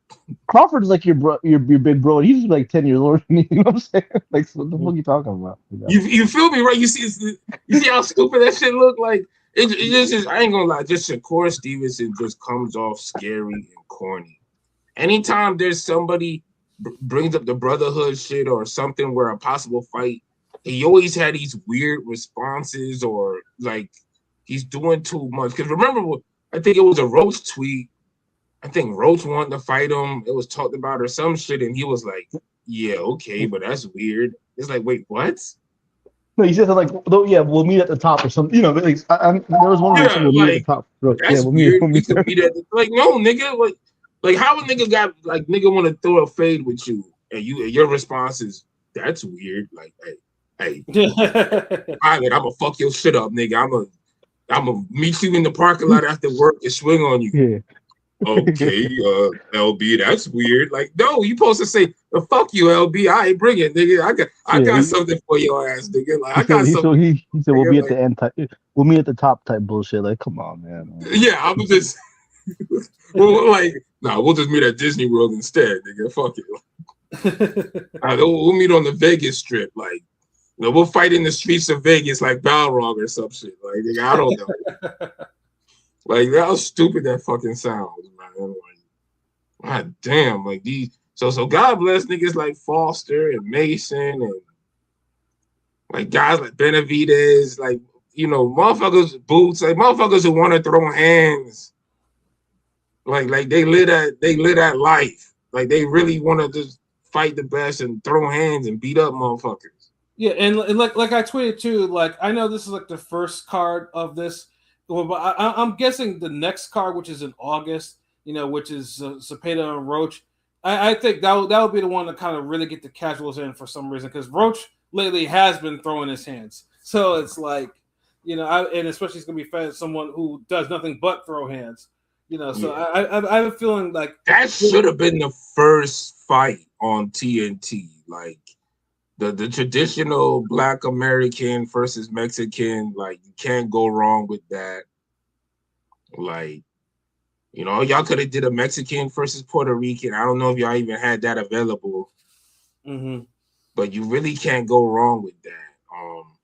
Although like it really ain't Mason. Mason and Bell did what they were supposed to do. They gave us a good fight. It's just I feel like this is one of those restaurants where the main course was good, but all the apps and the sides were trash. Yeah, no, and that's right. And I think it's just and it's like the brisket was hitting, but the mac and cheese was awful. The green beans was trash. Like everything else was just like, I'm good. Like, so that's what was wrong with this. Right. Well, like I said, I mean, at least like hopefully, like like I said, the future cards themselves they'll improve and they'll get better. The match, I don't mind the matchmaking itself is not the issue. It's just I just want the fighters to kind of understand what platform they're on, like the opportunities they're getting to kind of increase their profile and not. Yeah. Like there's no. I got harp on that real quick. You're right. Before we finish that shit. Like remember, there's niggas like me, and shout outs to Android. I know I mentioned it like the third time, so shout outs to dude. And I only say that because there's dudes like me and him who always been critical of boxing's reach on the zone from its inception. The presentation, y'all two be on the presentation shit. Yeah, like which it matters now. Yeah, no, for real, it does. Yeah, which it really does, and more people started kind of piggybacking off of that shit and seeing it. So after all this time, we're yelling at y'all niggas like, "Hey man, we need bigger reach. This is that." And so when y'all get a powerhouse like TNT, and then y'all still give us the same level of performances, it's kind of like you kind of shitting in our face now. You playing in our face because now it's like, damn, like now y'all got a bigger platform and y'all not giving us bigger platform performances. Like I think who it was, I think Matthew Aguilar, it was somebody I follow. He's solid media dude. He always has good takes and shit, good observer of the sport. Mm-hmm. He made a comment about how Boots and Zayas is the type of fight you wish was on Netflix. Because it's that type of performance that needed to be seen by 50 million people. Mm-hmm. That's what helps grow the sport. It ain't always the names of the fighters. Sometimes the performances is just as important as the names. So when you niggas get a chance to be on TNT, act like that shit means something. Mm-hmm. I think it being the inaugural TNT thing kind of salvaged it to some degree because it had the whole, the new setup. So it kind of, did. And remember, the main event delivered. Like, remember, and the main event delivered too.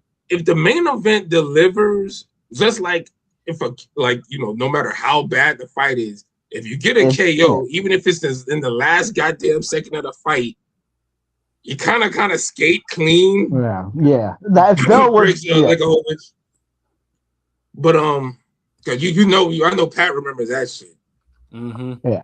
If Bell won the decision, I with that. So Pilot's right. Like you kind of overall, you might give this inaugural shit a B because of that. Yeah, I mean, if Bell won a board decision, it would have been like a C. So at least like if Bell won this like box him up and ruin Mason, not ruin, but kind of derailed Mason, type of thing. Yeah, but at least in the end, you got to see Mason with Bud and all that, and Bud gave him some props to, you reminded me of me a little bit, type of thing, which kind of and the card did move fast too. Yeah, no, card moved. Yeah, even though it ended late, it did move pretty fast though. Yeah, I think it felt longer because that and the fights not only went the distance, they weren't really action. They weren't letting them go. Look, 12-round fights don't have to feel like 12 rounds. If niggas is letting them go, if niggas is wham, them fights go by fast. Exactly.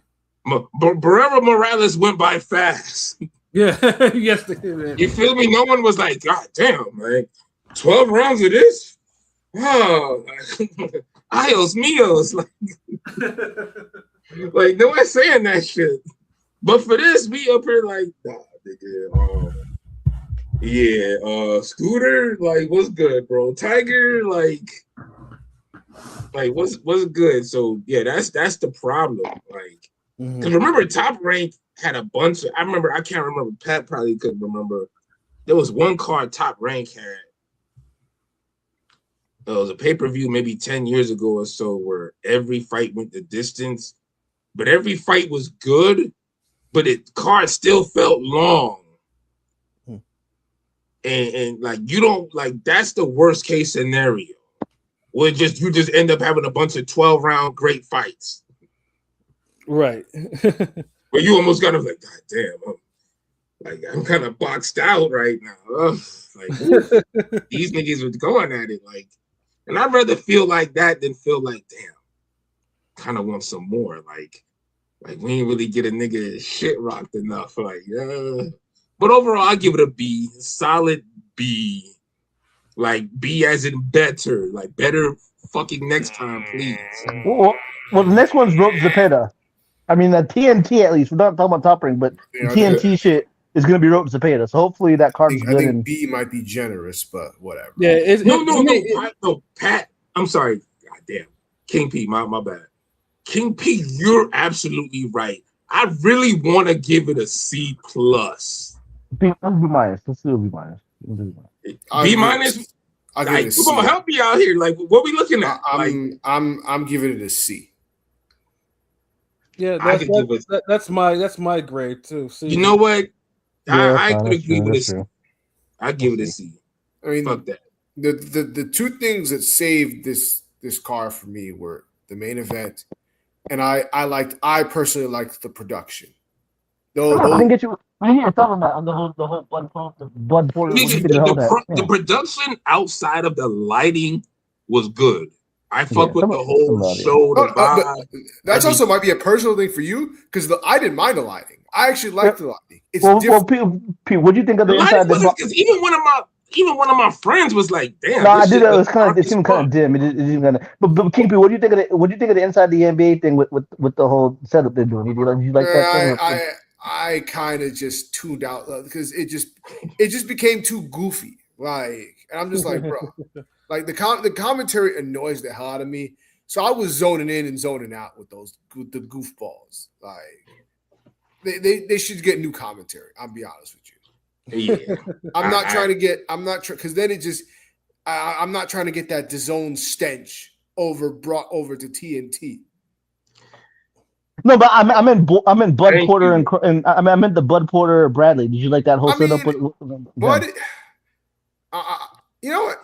I'd be interested in seeing Bud commentate more. Just because I think he'll have a different viewpoint and a different standpoint to bring to the table as opposed to the same old shit. And I think you put him and Bradley together, that could really work. Like those two. Porter is Porter. Porter's hit or miss for me. Hit or miss for sure, yeah. Like if he don't show up to the next one, he won't be missed or anything. He won't be missed. Some cards he's really good, and then some other cards he's just shouldn't be on the card commentating. Right. Because I feel like he don't be knowing enough about the fighters sometimes, man. Yeah, and that's the weird shit too. It's like how many platforms have you been on commentating? And it seems like you're just clueless. That's the shit that I can't say. Like you're being paid to know. He's too close to close to the sport. I understand a nigga like Sugar Ray Leonard commenting, and he's saying a lot of generic shit. Nigga, that's Sugar Ray motherfucking Leonard. Yeah. Like he could be generic right now. He's not in the sport like that. But Porter's a podcast that drops every week. You know what I'm saying? He's like the Porter way. You know, he be sounding out of touch on that, nigga. Like, I know he had. I think y'all truly overestimate how much these guys watch all these. Watch the boxing, yeah.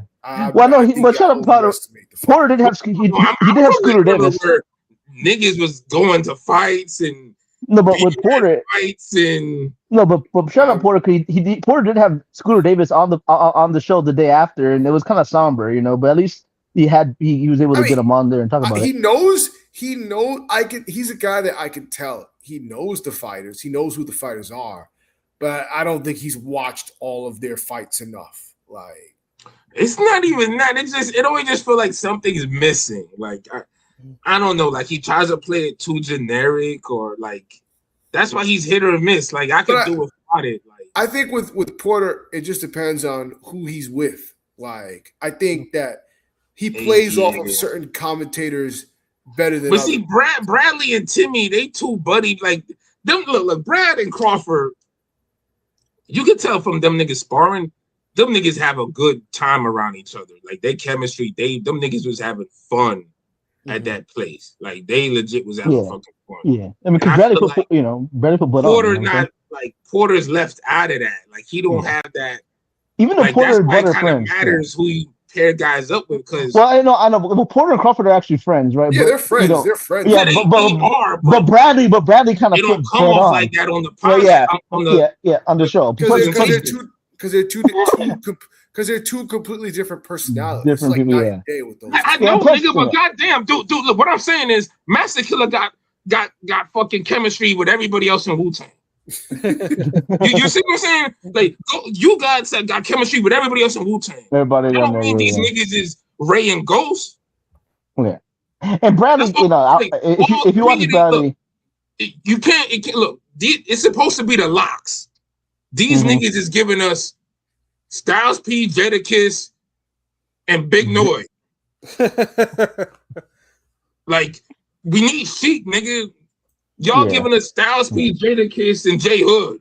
Well, because we all know if you watch Tim Bradley, he kind of glazes Bud. He put Bud on, but I know he kind of pumps up Bud. The difference is like Bradley got that work from him. Yeah, he got that work. Yeah, so and he put him on. You have a different respect. You have a different respect of somebody's abilities when you felt them. When he was a two-time world. He was a 2-division world champ. Put him Bud in the camp, and Bud beat his ass. But when Bud was a prospect, he's like, "Hey, called Cam Duncan. Let me sign him off." You type of shit. But see, that just shows you Bradley's character. He got a high character because there's niggas who would have hated. They would have hated him. They would have hated. Crawford, fuck that nigga, man. You seen the shit? What the shit Margarito and Paul Williams, them type of niggas used to go through and sparring. Yeah, I mean, there's rumors Floyd kicked Spence out, because Spence was giving him some belt. At least like niggas is getting kicked out. Hold on, a goddamn 84-inch reach, the southpaw, 6'2". 80 gazillion punches around. Get him the fuck out of here. Yeah, nigga, them training camps look like them fucking old school Frankenstein movies where niggas got pitchforks. Niggas got pitchforks and torches running out the gym like, nah, get this nigga out of here. Bradley wasn't on that time, so you like to see shit like that. So I'm always big up shit like that. Word. So, but it's just they gotta find a better third wheel, bro. That's it. Like Porter don't really fit with them niggas like that, man. That's my only time. Let's see if Porter can adapt. Yeah. You right. Give him more time. I mean, we gave you more time, nigga. No, but the difference is like Pilot fit in automatically. Like, that's what that's the example. Just so I could throw it at us. So niggas ain't talking shit like, oh, motherfucker. No, nigga, like same here. Same rule applies, nigga. Yeah, good, decent middle of the pack introduction to TNT and Top Rank. Yeah, hope we keep it up. Yeah, it wasn't a complete fumble, wasn't a complete waste of time. It had a little bit of something in there, and the main event delivered, which the sports lives and dies on the main event. So if that delivers, no harm, no foul. Right. Just gotta make sure. I just gotta make sure. Hopefully, the Top Rank gets it right the third time around. Like like, and they talk to. Well, in this case, it's not a Top Rank card. It's Golden Boy. That's kind of running the show on the next one. So it's like. Hold on, wait. Golden Boy's going to be on TNT? Yeah. On August 1st, wait. I didn't understand the deal. Yeah, it'll be Rope Zepeda, which I thought it was just Top Rank, but it must be the zone. It's the zone thing. It's the zone. See, I didn't know that. I didn't. Okay. Because I think every feed, I was expecting there to be a TNT in the zone feed, but clearly it was one feed.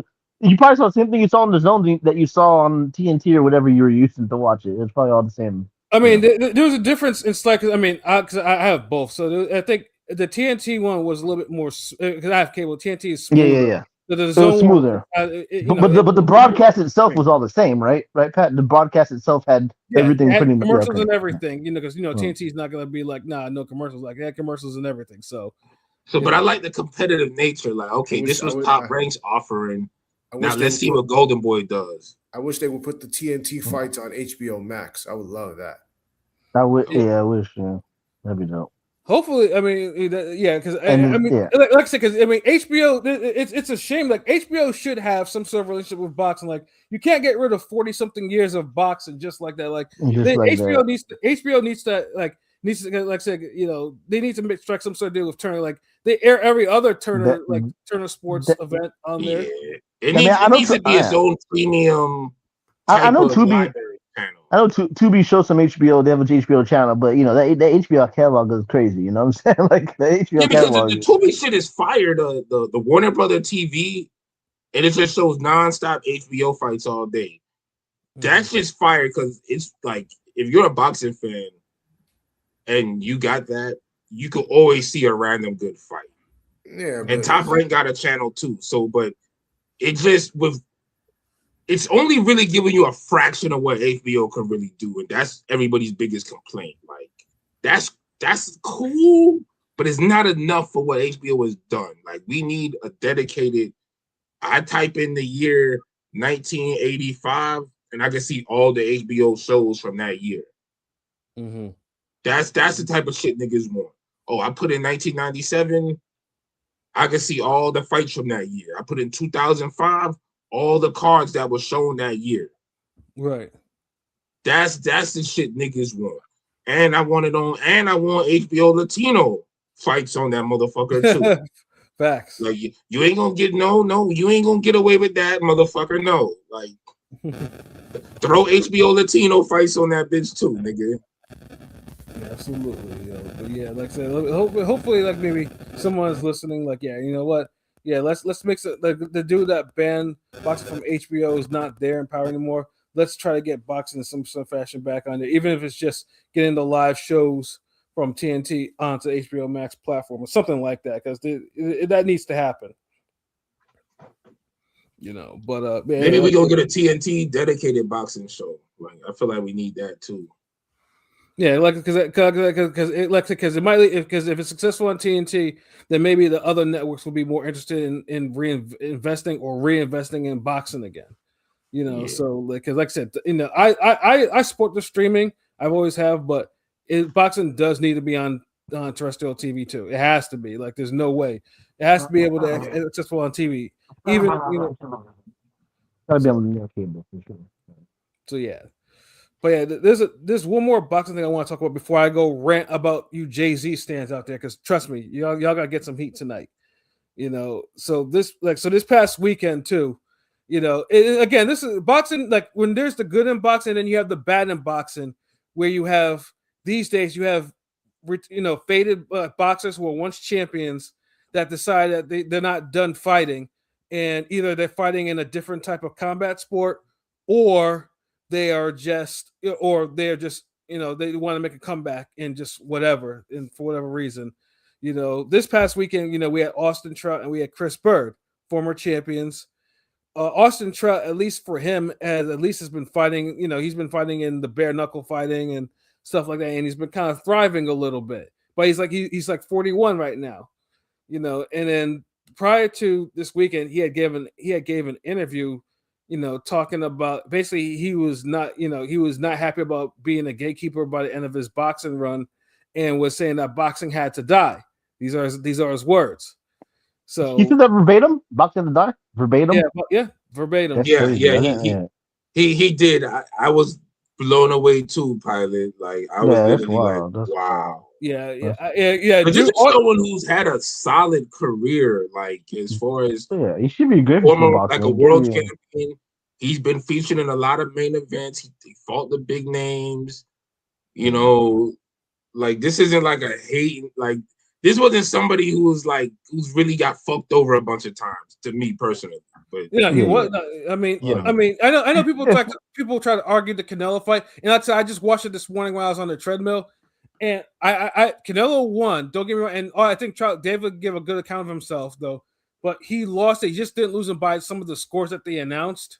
Scores were trash. I honestly felt like that fight could have been a draw, like because he got Canelo didn't really do much outside of a few certain rounds. But Trout got dropped, right? So it's kind of like Yeah, Trout got dropped. So yeah, Canelo won. It's like he got dropped and he got rocked late where he did that one stutter step. Yeah. But outside of those rounds and maybe two more for Canelo, a lot of the later half of that fight, he was just getting outlanded on the ropes. Like, but with Trout, and like, but all I'm saying is like Trout Canelo. I'm always been felt like that's a fight that could have gone either way. Like it's a close enough fight, but it's not a robbery.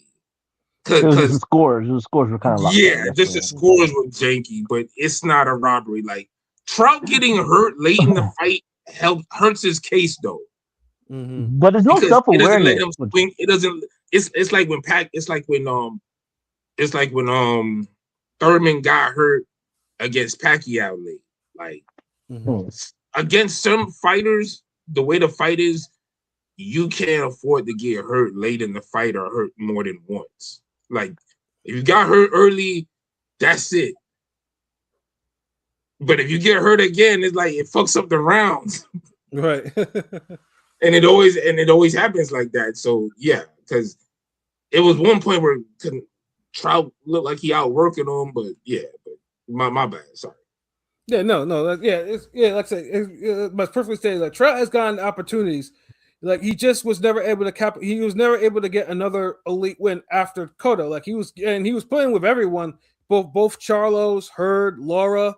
Like he was put in with these guys, and with the exception of the Laura fight, he was competitive in all of them. Like Laura's the only one that really kind of beat him down over the distance and dropped. Yeah, Laura outclassed her, but nobody else like had that dominance over him. But he didn't have no dominance over anybody else. Like.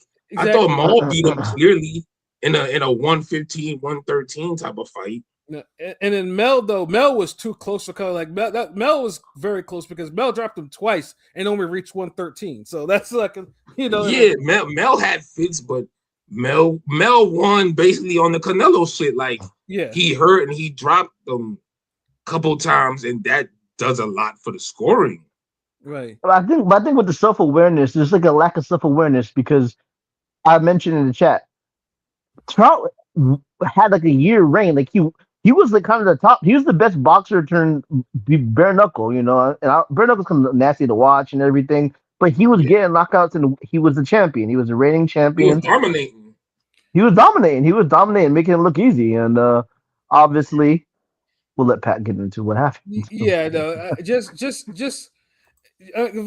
would be one thing if it was another boxer first turn bare knuckle. That would have taken. I would have been like being able to take the role. But the fact, dude was just basically your random UK bare knuckle brawler, and like he didn't have no boxing. He didn't have a boxing career to speak of or anything like that, and basically ran right through Trout.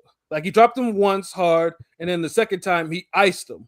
Pretty much. Yeah. I watched that shit live real quick. I was like, God damn, that was brutal. And we saw Paulie struggled. Paulie got knocked out recently, actually, a month or two ago on bare knuckle. But it's Paulie. But Paulie's the kind of guy like he didn't pop like that. Like that was expected a little bit. Like it wasn't too shocking with Paulie. Paulie wasn't even a better boxer than Trout.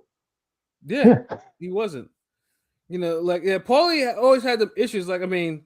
Hell, but when you have Conor McGregor rocking your shit in sparring and shit like that, chances are, some of these niggas in bare knuckle that don't have soft hands will probably get off on dude too. Pause. Paulie being 2-division champ, even though I know the Cotto performances, it's just kind of crazy to think about that Paulie Malignaggi was a 2-division champ. You think? Then again, Rose is a 2-division champ. Whatever, it's boxing. Yeah, no, but it's like because I didn't like seeing Trout get iced like that because I'm just like, God damn it, because there's no like where's Anthony Joshua Anthony Joshua what type of you need him? No, but that second one, if you look at it, he had that Tuagalova shit. Like his fingers and hands, like I could tell he wasn't get up in the second one because he was clenched up with his arms, like his arms wouldn't let him get up. His arms were on that Tua shit. Yeah, dude, his mind was in the bushes. He was out of there. Like dude, that was brutal. Yeah, and it didn't help too. Dude was recreated the whole Apollo Creed Rocky IV entrance. Yeah, he was rocking the. That's a crazy. Yeah, he looked like the biggest fool in the world. So it's like July 4th getting knocked down, nigga. Come on, this wasn't Juneteenth. by a British fighter, no less. Like the connotations behind that shit. Like this shit, it just wasn't a good look. But what was even a worse look too was fucking Chris Bird, 55 years old, coming back and fighting in random place in Africa. Again, knocked down a couple of times again KO'd in one by someone that couldn't even hold his jockstrap in his prime. That was even worse to watch. The fun thing too is people were debating, is that really Chris Bird? Because I think Chris Bird, if you didn't follow what he was like in the retirement, Chris Bird had a lot of physical issues. Like he had neuropathy pains and shit like that because dude was not a natural heavyweight. Dude was a fucking middleweight who ate himself up to heavyweight because that's where the money was. And I'll say this too. Because we've mentioned Chris Bird. LB's a Chris Bird fan. I did not like watching Chris Bird fight in his prime. I did not. But LB got Chris Bird fought a 132. Well, you sound kind of low. You sound kind of muffled, Pilot. I can't even hear what this nigga said. I was gonna say, you have a LB has a Chris Bird quarter, like once every week and a half. He also mentioned Chris Bird. What's wrong with that? Yeah, you still sound kind of low. Yeah, all I heard was a quota. I couldn't really make it out. But my whole thing is this: a lot of niggas stand way more boring fighters than Chris Bird ever was. That's my whole point. Right. For a lot of shit. Like a guy like Shakur Stevenson wishes he was as good as Chris Bird. Because surprisingly, Chris Bird actually, he has an over 50% KO ratio, so he did. He has stopped people at heavyweight. So because he moved his hands, there was no business Chris Bird being a heavyweight champion. He was small for the weight. That's skill. That's skill right there. Yeah, and he actually he wasn't afraid to throw hands on bigger, intimidating guys. Like you couldn't what's the equivalent of Shakur and Chris Bird and versus Jimmy Thunder? Like, come on. Yeah, first of all, back then, who would have thought? Now, Jimmy Thunder is a big, muscle Australian Samoan dude, and Samoans are notoriously tough, And then Chris Bird, who's not, again, like I said, he was definitely not the biggest puncher in there, but even he managed to stop somebody like that, impressively at that, which is which like then it was rare because considering that he wasn't even Chris Bird wasn't even a brolic heavyweight. I think he only had maybe 2 fights at heavyweight where you could tell hit the weights and it looked a little brolic, but for the most part he always looked like he was soft physically, not soft, but soft. But the thing is, Chris Bird, he had a way of running you fast. Even though he's counter punching and being defensive, he kind of ran you fast, in a sense where he made you kind of get tired of missing. It usually happened quickly. He knew how to get fighters winded, and he would stay in front of them and keep pecking and poking and pestering with that jab. And then later on, he starts getting combinations off that jab. And then remember, he's working the body. He had a little system to what he was doing. Right. That you don't see a lot of defensive guys have now. That's why they don't get the stop it. They don't get those exhausting stoppages. Right. Because that's really what he hurt Jimmy Thunder. Don't get me wrong. He stopped him. But a lot of that happens from them big niggas getting tired. Low key, Vitaly Klitschko was one of those. Jamil Klein almost was one of those. Yeah, his body attack on Tua, he slowed down Tua with body shots and even hurt him with the body shot. So it's yep. Yeah, it's Chris Bird. I'll say this too, Chris. His resume itself, dude fought monsters, killers, legit monsters and killers of that era. That I can never take away from him. Dude fought some straight up fucking killers. But with fighting the killers, you fight your Iberia-Buches, you fight both Klitschkos, you fight the McLeans, you fight Holyfield, you fight TOS, you fight Povetkin, you fight all these killers, these big, all niggas that can punch that can knock his head off. You know, and you have a guy that had a lot of physical problems, like in his retirement, dude had pain issues and stuff like that, and then he discovered cannabis, and then he had some other therapy, and then he lost all his weight, and he was like a middleweight, and he had been talking about he was going to come back and fight again, which is like why. And I figured you were talking about Chris Bird. But. Yeah.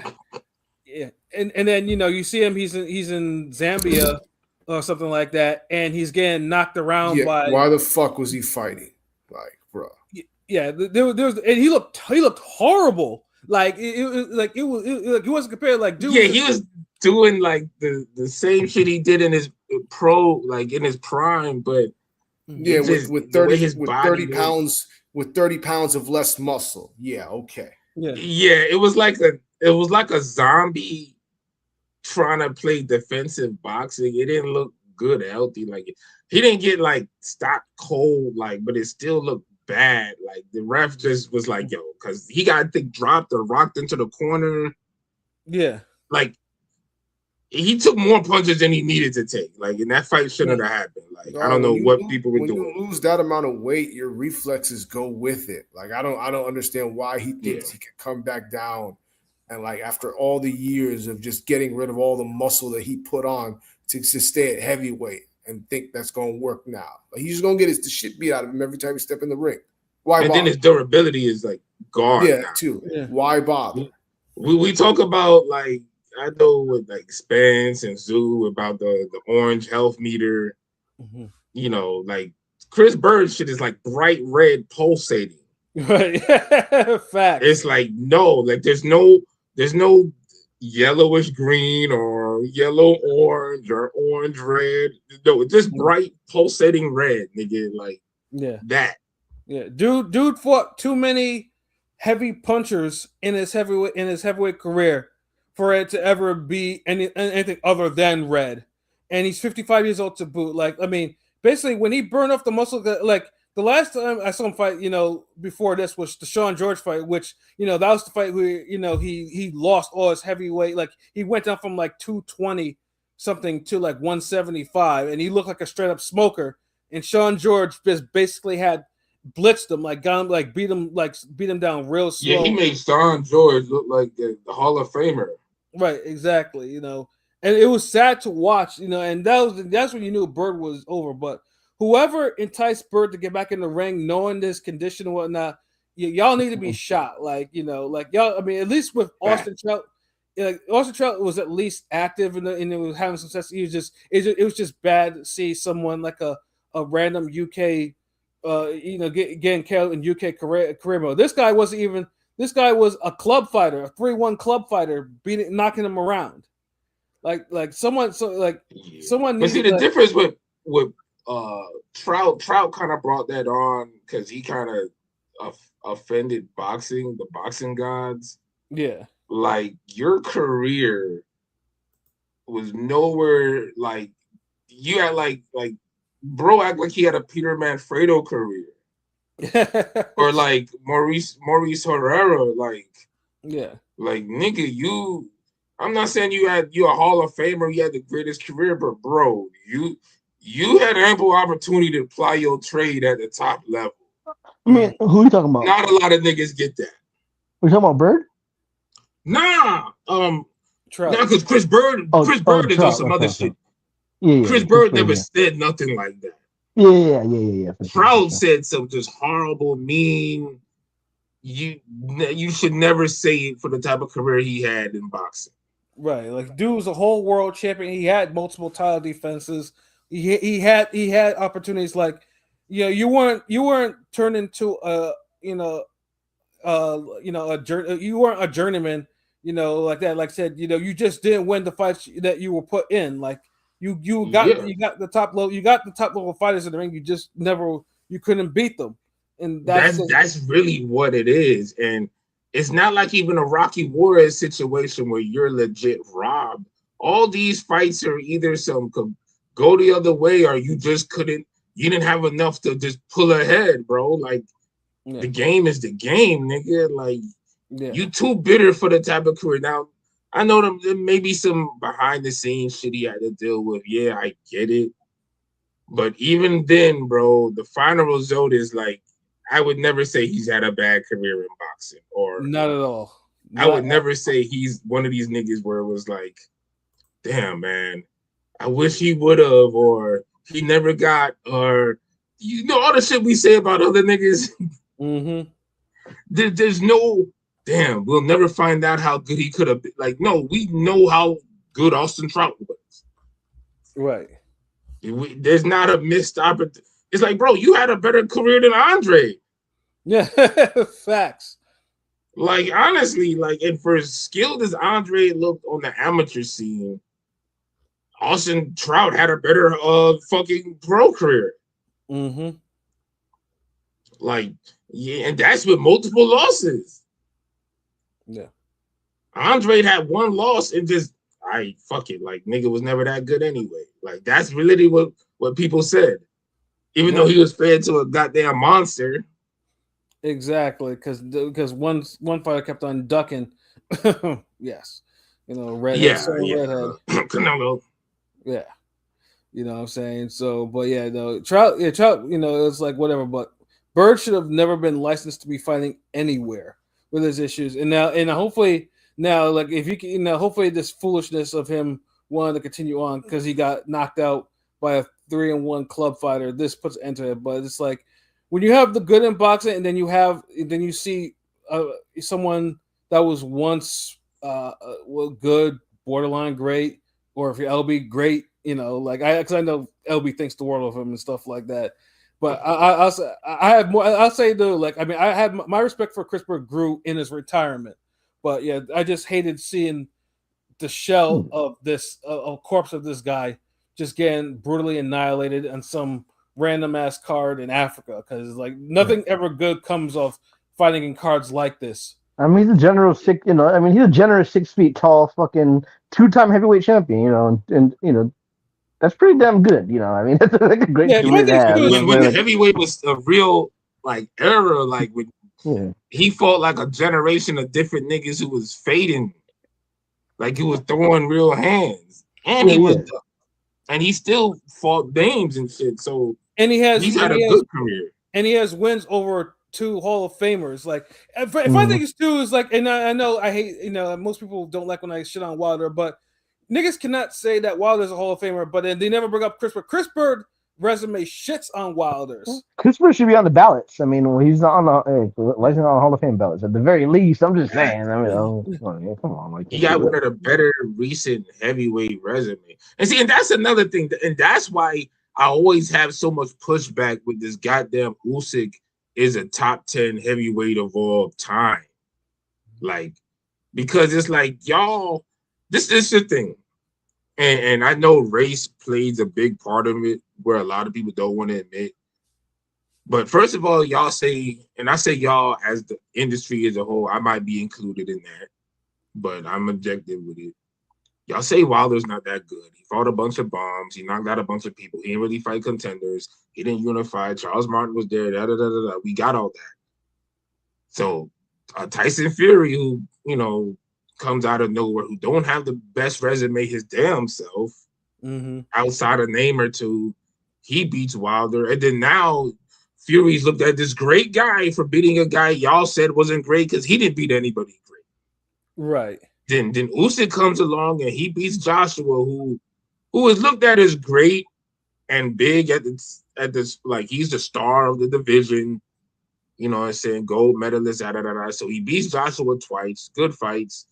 Okay, then he beats Fury, who y'all said is the greatest because he beat Wilder, who y'all say wasn't that great. And so now he beats a guy in Dubois who is quality, but mental problems. He's hit or miss. He beats him on some bullshit the first time, and then he beats him again after he earns it, and but he doesn't give us a better performance against Usyk. So y'all are saying Usyk is top 10 off of just fighting 3 names out of the division. One of them being overrated as fuck in Fury. So I just don't get that. Whereas like Bird was there, Bird silver medalist, fucking Tua wins, Holyfield, Vitaly Klitschko. Like I don't know, man. It just heavyweight just don't get evaluated correctly for niggas to just be saying who's top 10 and not. That's just me. Mm-hmm. Right. Mm-hmm. Like he might be top 12 or something. If Usyk's top 10, he's number fucking 10. I think Usyk, you know, there's certain guys that are great all time at one division, and there's other pound for pound guys. Given Usyk is a cruiserweight champ and the heavyweight, it's kind of hard to say because he's only a 2 division champ. You know what I'm saying? But there's certain guys in history where they're them going through divisions. You know what I'm saying? As opposed to like a Triple G who was dominant in one division. Right? Yeah. But it's easier for me to say Triple G a top 10 all-time middleweight than it is for me to say Usyk's a top 10 heavyweight all-time. I can agree with that. Yeah, like it's just harder. Like, and this is the thing too with Usyk. Usyk never had that guy. He needed that Caballero fight. He needed that one fucking because now he's basically leaving heavyweights with Moses and Cabello, two of the real uppercutting puncher. Like we could give you Moses. Like your time don't add up for Moses. We could say that, but Cabello, no. Mm-hmm. Like Cabello's a big knock on this nigga not being top 10. Fuck that. He beat Cabello. Yeah, I can understand the top 10 talk, but Fury, Dubois, and Joshua ain't enough to just be top 10 for me. Right. And you only knocked out Dubois. It's not like you knocked out all of them niggas. Yeah, knock out nobody. I mean, other than Dubois, in terms of. Yeah, the one person he was supposed to knock out. Yeah, so miss me with that shit. Y'all can say all this other shit about people undersized, oversized, but some of these niggas just got better wins. Yeah, and Chris Bird is one of them. He's undersized. He blew up. He like I said, he ate himself up to heavyweight, and he rumbled with monsters to the point where he was physically deteriorated. And then, like I said, he put himself back in the ring to horrible consequences. So it was just sad seeing brutal knockouts like that in one weekend from faded champions. Someone needs to stop that bullshit. Someone needs to be Austin Trout is bare knuckle. It's licensed. It's gonna happen. He just boxing karma just had to humble him because it's like, bro, you shitting on boxing. And boxing is the reason why you're dominating this. But so we'll take away your boxing for one night so you can realize the folly of your ways. Yeah, it's a lack of self-awareness. If it wasn't for boxing, you would have not had you would have not got the extra cheese you got from BKFC. Like boxing is helping you win even when you're not in boxing anymore, bro. Like, how dare you speak like that? Bro, and you nigga, nah, just bro, you just that had to happen. You don't like to see it, but it needs to happen because niggas just can't be, have $1 million paydays and all. You can't have all those opportunities and just think so little of the sport, bro. Because what is anyone else doing if that's the case? Exactly. A former world champion who's been on TV multiple times, fought all the if he's saying fuck boxing and this ain't what are we here for? Shit, fast. So don't you ever say no shit especially you it's bad to hear it, but for some people I could understand, and I'm just okay, I ain't the authority of niggas' words on here, but the boxing guys will let you know.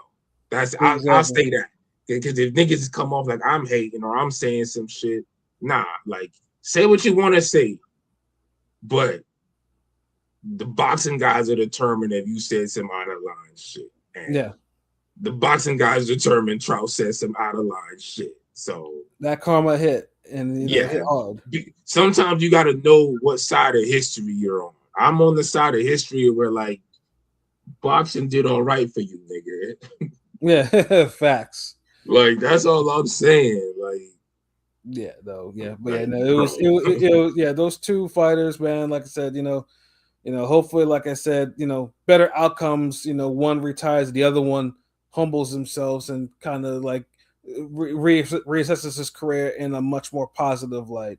But before we get up out of somebody get Bird in their corner. Like Bird need to be training people or be a second advisor in these corners. Like get some defense passed along to these motherfuckers. Like somebody pay this nigga money, give him a salary for just defense and boxing wisdom in your camp, and stop this nigga from taking these dumbass fights that no good come from fighting somebody in the middle of a fucking jungle in a third world country.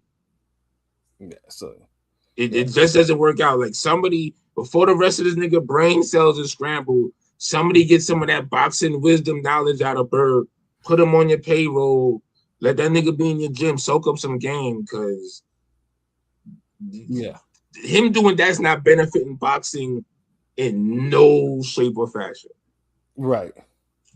That's all. Sorry, Pat. I just had to say something. Maybe somebody. I mean, yeah. Like it's like Eureka, good idea, because we don't need to see this shit. No, we don't. But yeah, no. Before we get up out here, though, I got one more thing I got ran on, and so it's on some music shit too. Y'all, Jay stands. Y'all, I don't know what y'all problem is. Like, this is my first time experiencing y'all on social media like this, though.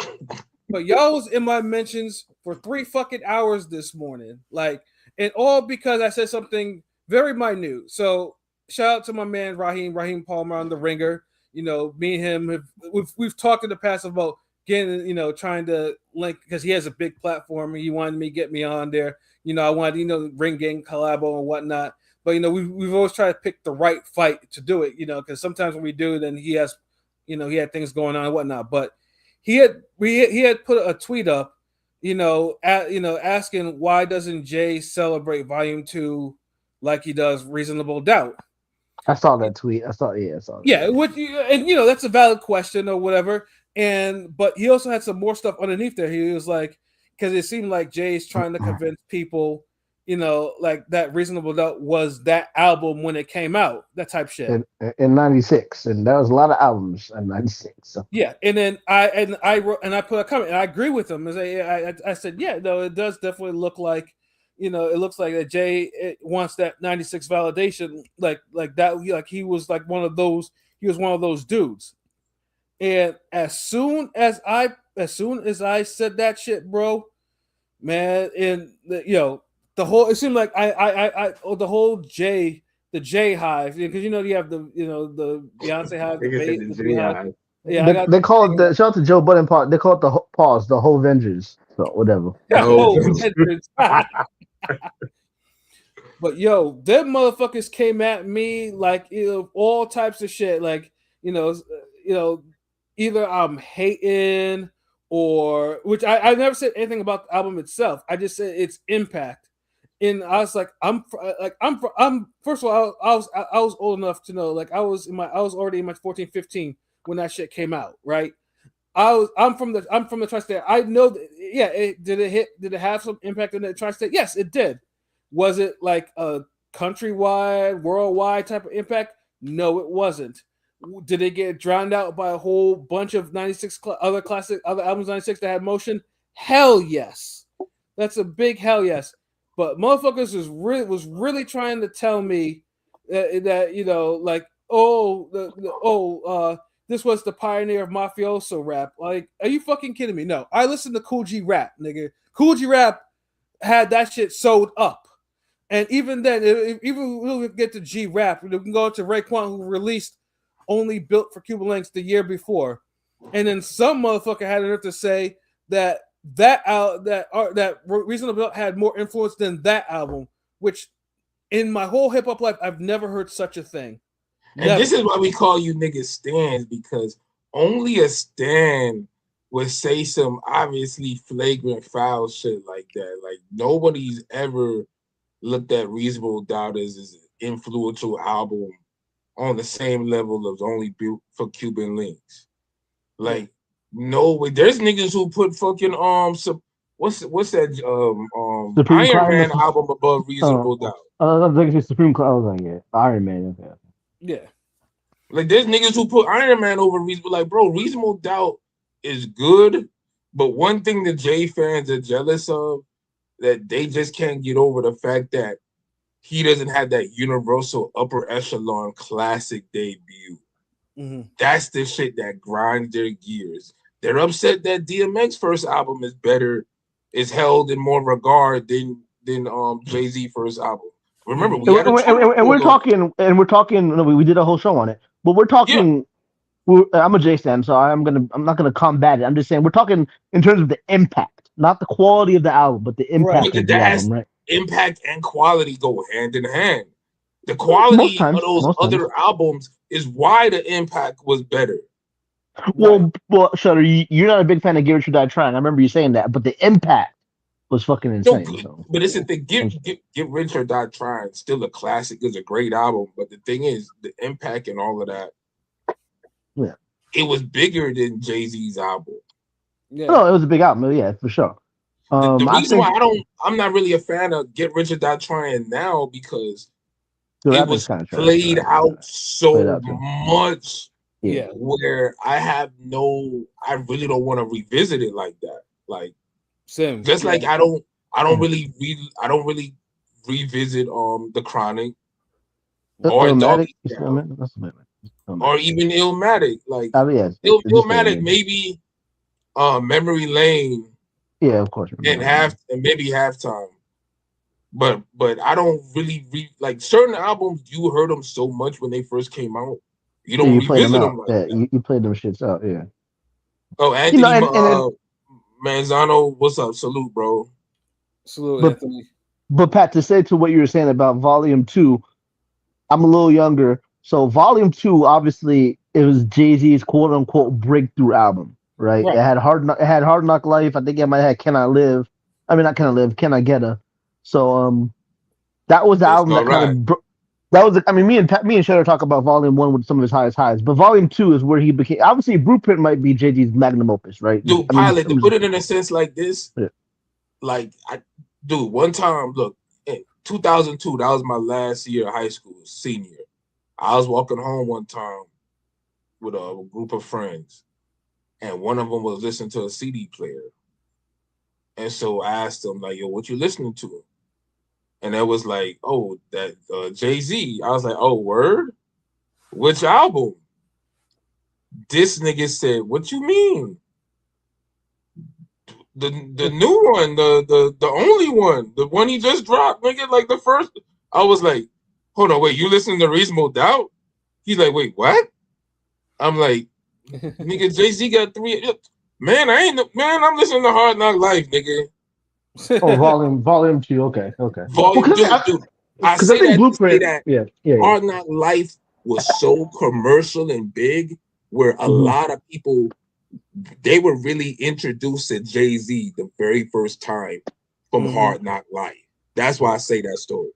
With the Annie sample and Can I Get a because Can I Get a was on that, but it was also on Rush Hour and Rush Hour album. That was a big song.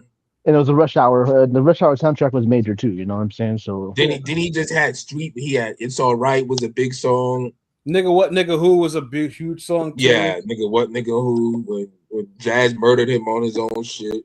Yeah, so but the thing is though is like, but if for whatever reason, like if I said Volume 1 didn't have the huge impact, I bet you I wouldn't get that. I wouldn't get the blowback that I got today about that. There is, yeah. Volume 1 got more memorable Jay-Z for me. Like, I mean, personally, Volume 1. Personally, Reasonable Doubt, favorite album is one of my favorite albums of all time for sure. But I will say, quality wise, I mean, impact wise, there's a lot of retro, great. That they're trying to retroactively say it was on Illmatic or Ready to Die part, and it wasn't impact wise. Yeah, if I think too is Illmatic itself. Now, Illmatic is a little different because Illmatic, basically it's like Illmatic had like 4 or 5 singles, and it had New York kind of sewed up, but its impact wasn't really felt like that because it was a New York album. It was very New York. There was no crossover shit, none of that shit. It was Nas. The only song that crossed over I felt for Nas from that album, and this is how we kind of the P Rock joint, the Whose World Is This? The World Is Yours. Yeah, the world is yours. The World Is Yours is like the only song from that album that kind of really got played everywhere. Like niggas kind of. Yeah. And since we're in that timeline, I do want to mention. I know it was written. The anniversary was recently, and they try to make that like that was better than Illmatic, and it wasn't. It was a good album though, but that was. But hold on, it was written as a strong case to be better than Illmatic though. Like you really can't. Like it's that good. Yeah, because even then in '96 too, it was written had more motion than Reasonable Doubt. Like that shit went 3 times plat. It did the mafioso shit better. Yeah, it did. Street Dreams and shit was big too. Yeah, like Street Dreams, the fucking remix. If I Ruled the World was on top of the world. If I Ruled the World, I Ruled the World. Then you had the Dre song. Then you had Affirmative Action. It just Reasonable Doubt was cool, but I mean, think about it. Like, let me see the standout tracks from Reasonable Doubt. Brooklyn's Finest. That's mostly because niggas wanted to hear Biggie reply. I mean, kind of live with.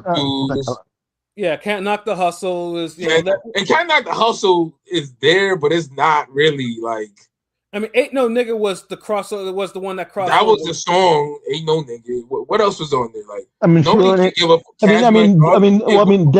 We didn't mention Dead Presidents and Feeling It, which has videos. Okay, Dead Presidents got some noise. Dead Presidents, niggas fucked with, but dude, outside of Dead Presidents and Brooklyn's Finest and Ain't No Nigga, that shit wasn't hitting like that. Yeah, they were Jay-Z. You listened to Jay-Z album back then, and you bopped your head. They had a few. It was cool, but you weren't checked in on that shit like hell on earth. He wasn't snapping like Prodigy was fucking snapping. Like it just the impact, bro. Yeah, like how you say that when you had Bone was going 5 plat. You had Tupac was going damn near diamond. You had Fugees were going 8 times platinum. Like these were heavy. Like there were just too many hot albums. Like the Wu, anything that the Wu dropped was like gold and plat. Like Ghostface dropped over there. Yeah, the Iron Man joint, the all I Got Is You. Yeah, like nigga, that was eating up the. Like, and he ain't even had Mary J in the damn video, and that shit ate up Can't Knock the Hustle. Right, exactly. And Mary's on both songs. Right, exactly. She ain't in neither video, but one song got more play. Yeah, I mean, Outkast was like, was damn near running the South at that time. Yeah, that's another one. Like nobody gave like Jay-Z was there. No one's ever going to deny he was there, but he's like that boxer in the 154 division, like a loaded division. He getting his fades, he be doing his thing, but he's not one of the champions, or he's not one of the go-to must-see guys. He's like Jesus Ramos or somebody. Like he's Virgil Ortiz or some shit. I don't know, but yeah, like but you get what I'm saying though, right? Yeah, like there was just too many. I mean, even the top level, there were just too many hot albums, even in the B levels and even some C levels actually for that rappers that were dropping. Like '96 was a hot year. Like when did Machiavelli drop? Because I think Jay-Z 96 was that like because Jay-Z getting a mention on that was probably a good look for Jay. You know what I'm saying? Like to get dissed on that low key. For Jay at that present time, that probably helped bolster Jay-Z a little bit when Machiavelli listened to him. Well, it worked. It worked against him because when he started biting Tupac songs and then making them real, like Tupac made a song about a gun. Jay actually made a song about me and my girlfriend. Yeah, and Tupac got that from the Nas. I gave you power. Yeah, exactly. It all goes back to that. So you see how all the dope niggas is like. They bouncing dope ideas off each other, but here comes Jay-Z with 22 twos or some bullshit.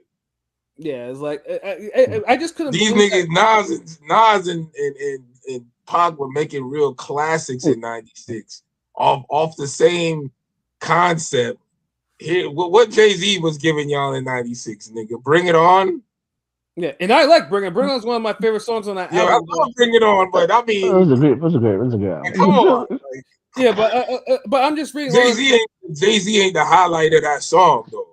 But yeah, let me just read some of these comments that I got. Like the impact of Reasonable Doubt extends beyond just music. Jay was living at a high level of what everyone else was just rapping about or witnessed. That changed everything. Stan comment. That's Yeah, some Stan shit, bro. I'm a Jay Stan, but I'm a reasonable Jay. Like, come on. He was really you, nigga. Shut up, man! All that bullshit. They ain't financing this nigga. Like, get the fuck out of here. Yeah, and then next comment, we could just let you know if it's Stan or not. And then I put something like I said, you know, not saying he didn't matter in '96. He wasn't that, but I said not saying he didn't matter, but in '96 he wasn't that guy. I said, had Reasonable dropped at 95 or 97, it probably would have popped up more than it did. And then he said, what difference does that make in 2026? He moves the needle more than anyone not named Kendrick and Aubrey. And that let me know I'm probably dealing with the young cat. Like, you doing some young nigga that wasn't even there. That's why that nigga wasn't born. No, that nigga probably wasn't even born in '96. He was. A lot of these young niggas don't even fuck with Jay-Z like that. Yeah, no. Man, niggas still talking about fucking 50 Cent and Chief Keef, nigga. Like, yeah, you know, and then after the mafioso shit, because he said, "What has Jay-Z done or said numerous times to convince anyone that RD is a classic? It's widely regarded as a classic, and Jay-Z don't have to say shit to convince anyone of that. That album literally pioneered mafioso rap. Only a few albums in '94 were as more impactful." And I was like, I said, I'm pretty sure G-Rap perfected mafioso long before RD. And then he said, I never said RD perfected it. Jay took it to another level, just like how Griselda took what Rock Marcy did in Revolution because they were more popular. And I was like, that was a whole big nigga plea. Wait, what the fuck did Rock Marcy do? I was like what level did Rock Marcy get where we're like, okay, he pioneered this. He did like next, yeah. The nigga stand his life away on that one. Next, well, what's the next stand shit or possible shit? And then one of the guys that looked at my comment under Raheem, he said, actually the convo is about why Hove doesn't celebrate Volume 2 like he does RD. He then used other album success from that year as a reason to show that the album shouldn't be celebrated. And he's like, I'm just saying, there's obviously no comparison unless your goal is to shit on RD. I'm like, who's fuck shit on RD? I just mentioned what it was in '96. Like, telling niggas that it's a Stan comment. Stan comment for sure. Yeah, it's a Stan comment because basically telling niggas that they're hating because you're recognizing there was more greater impactful shit at the same time that shit was out and not hating. Like, so yeah, like it just this what makes it so hard. Like even dealing with J stands because they're like the most they're the most non-self-aware niggas. Because even in '98, I want to mention, even in '98 when Jay did blow up, there's two albums I can think of that were probably bigger, and that's Equipment and Miseducation of Lauryn Hill in hip hop. I'm just saying in '98, you know, and so it's just kind of like in '98, Jay-Z still had crazy competition. Yeah, crazy competition. Yeah, he might have been higher. He was higher, you know. He was higher in the pecking order, I guess. Oh, it wasn't. Wait, what year did is Dark come out in '98 too? Right? Yeah. DMX, Okay. DMX had like 2 albums. You had Lauryn Hill clean up the Grammys with her shit. Lauryn Hill, but if we gonna talk pure rap, yeah. Equipment I'll catch Equipment you know what I'm saying too. Equipment was big. Fucking Master P sold like 3 million that year. He was all over the place with that shit. Yeah, he was on all types of joints. It's just like people forget. So like literally, like the top 3 artists was literally those guys. Mm-hmm. Like Jay-Z never really been the top breakaway. Like even Jay-Z's best years never was the guy like that. No, Jay Success, and that's a good point. Jay Success.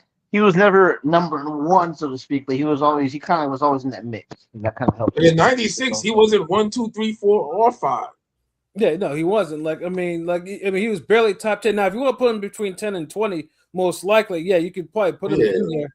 Or he was there, he had some shit, but you know, come on, like you can't compare that shit to what was coming out.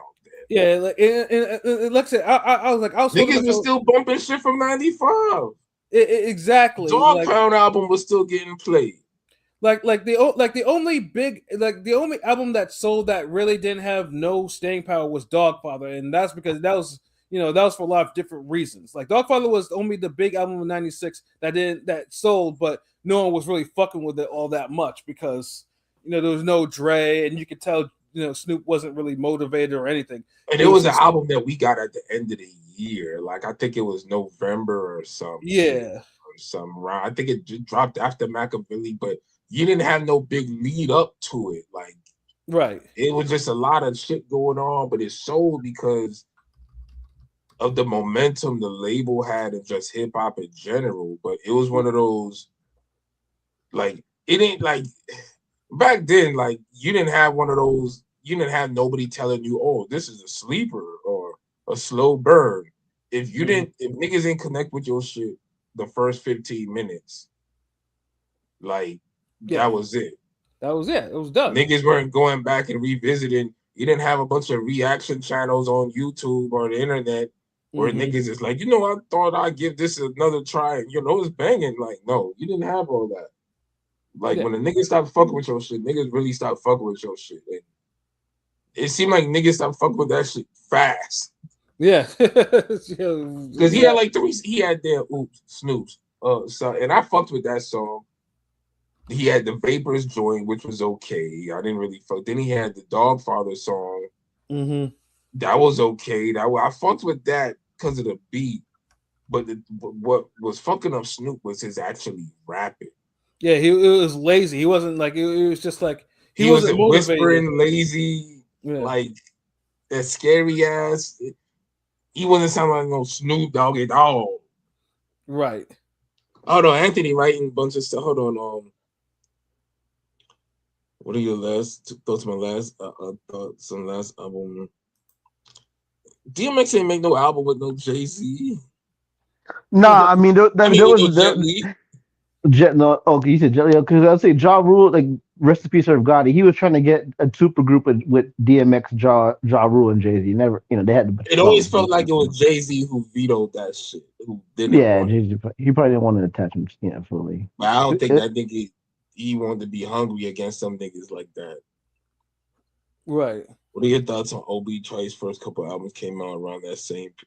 Now Obi was way after Goddamn Reasonable Doubt, bro. Yeah, Obi Trice is dope. Like he's cool. Yeah, like I mean, Obi Trice was just a victim of probably like label shit. Like his albums were cool, but they were nothing like home to write about. They were all right. Like they were decent. They weren't as cartoony as most Aftermath shit around that era. I'll say that. Yeah, like he had some shit going. He said Nocturnal and Death Threats. I don't know. I'm more of a Magnum Force guy, but yeah, the Nocturnal was there. Nocturnal, that song, like Therapy. That song, like that song was on the radio for. But in that time frame, I want to say I was a little younger. So my first favorite rapper was Mace, and then Busta Rhymes. For some reason, Busta Rhymes they were pretty big. Like they were bigger than Jay-Z in 97, 98, I feel like, and I ain't gonna lie. That's another thing too. Mace and Busta Rhymes. I mean, I bought the single. I wanted to buy Mace's single, watching him and Puff, do their thing. I was a little 8-year-old. Busta Rhymes was huge back then. Busta Rhymes was huge, bro. Busta dropped in 96, and The Coming was a bigger album than Reasonable Doubt. Yeah, I'm glad. Shout out to Pilot. I'm glad he brought that up because a lot of times people forget about Busta in 96. He was big, pause. He was major. He doesn't get mentioned a lot in 96, but when you look at it, Woo Ha, the remix, the shit with Zane, John A. No, it's John A. John A. Yeah, I'd be fucking that up, but yeah, like Busta Rhymes was everywhere. I hit him high, hit him high, hit him. You hit him low.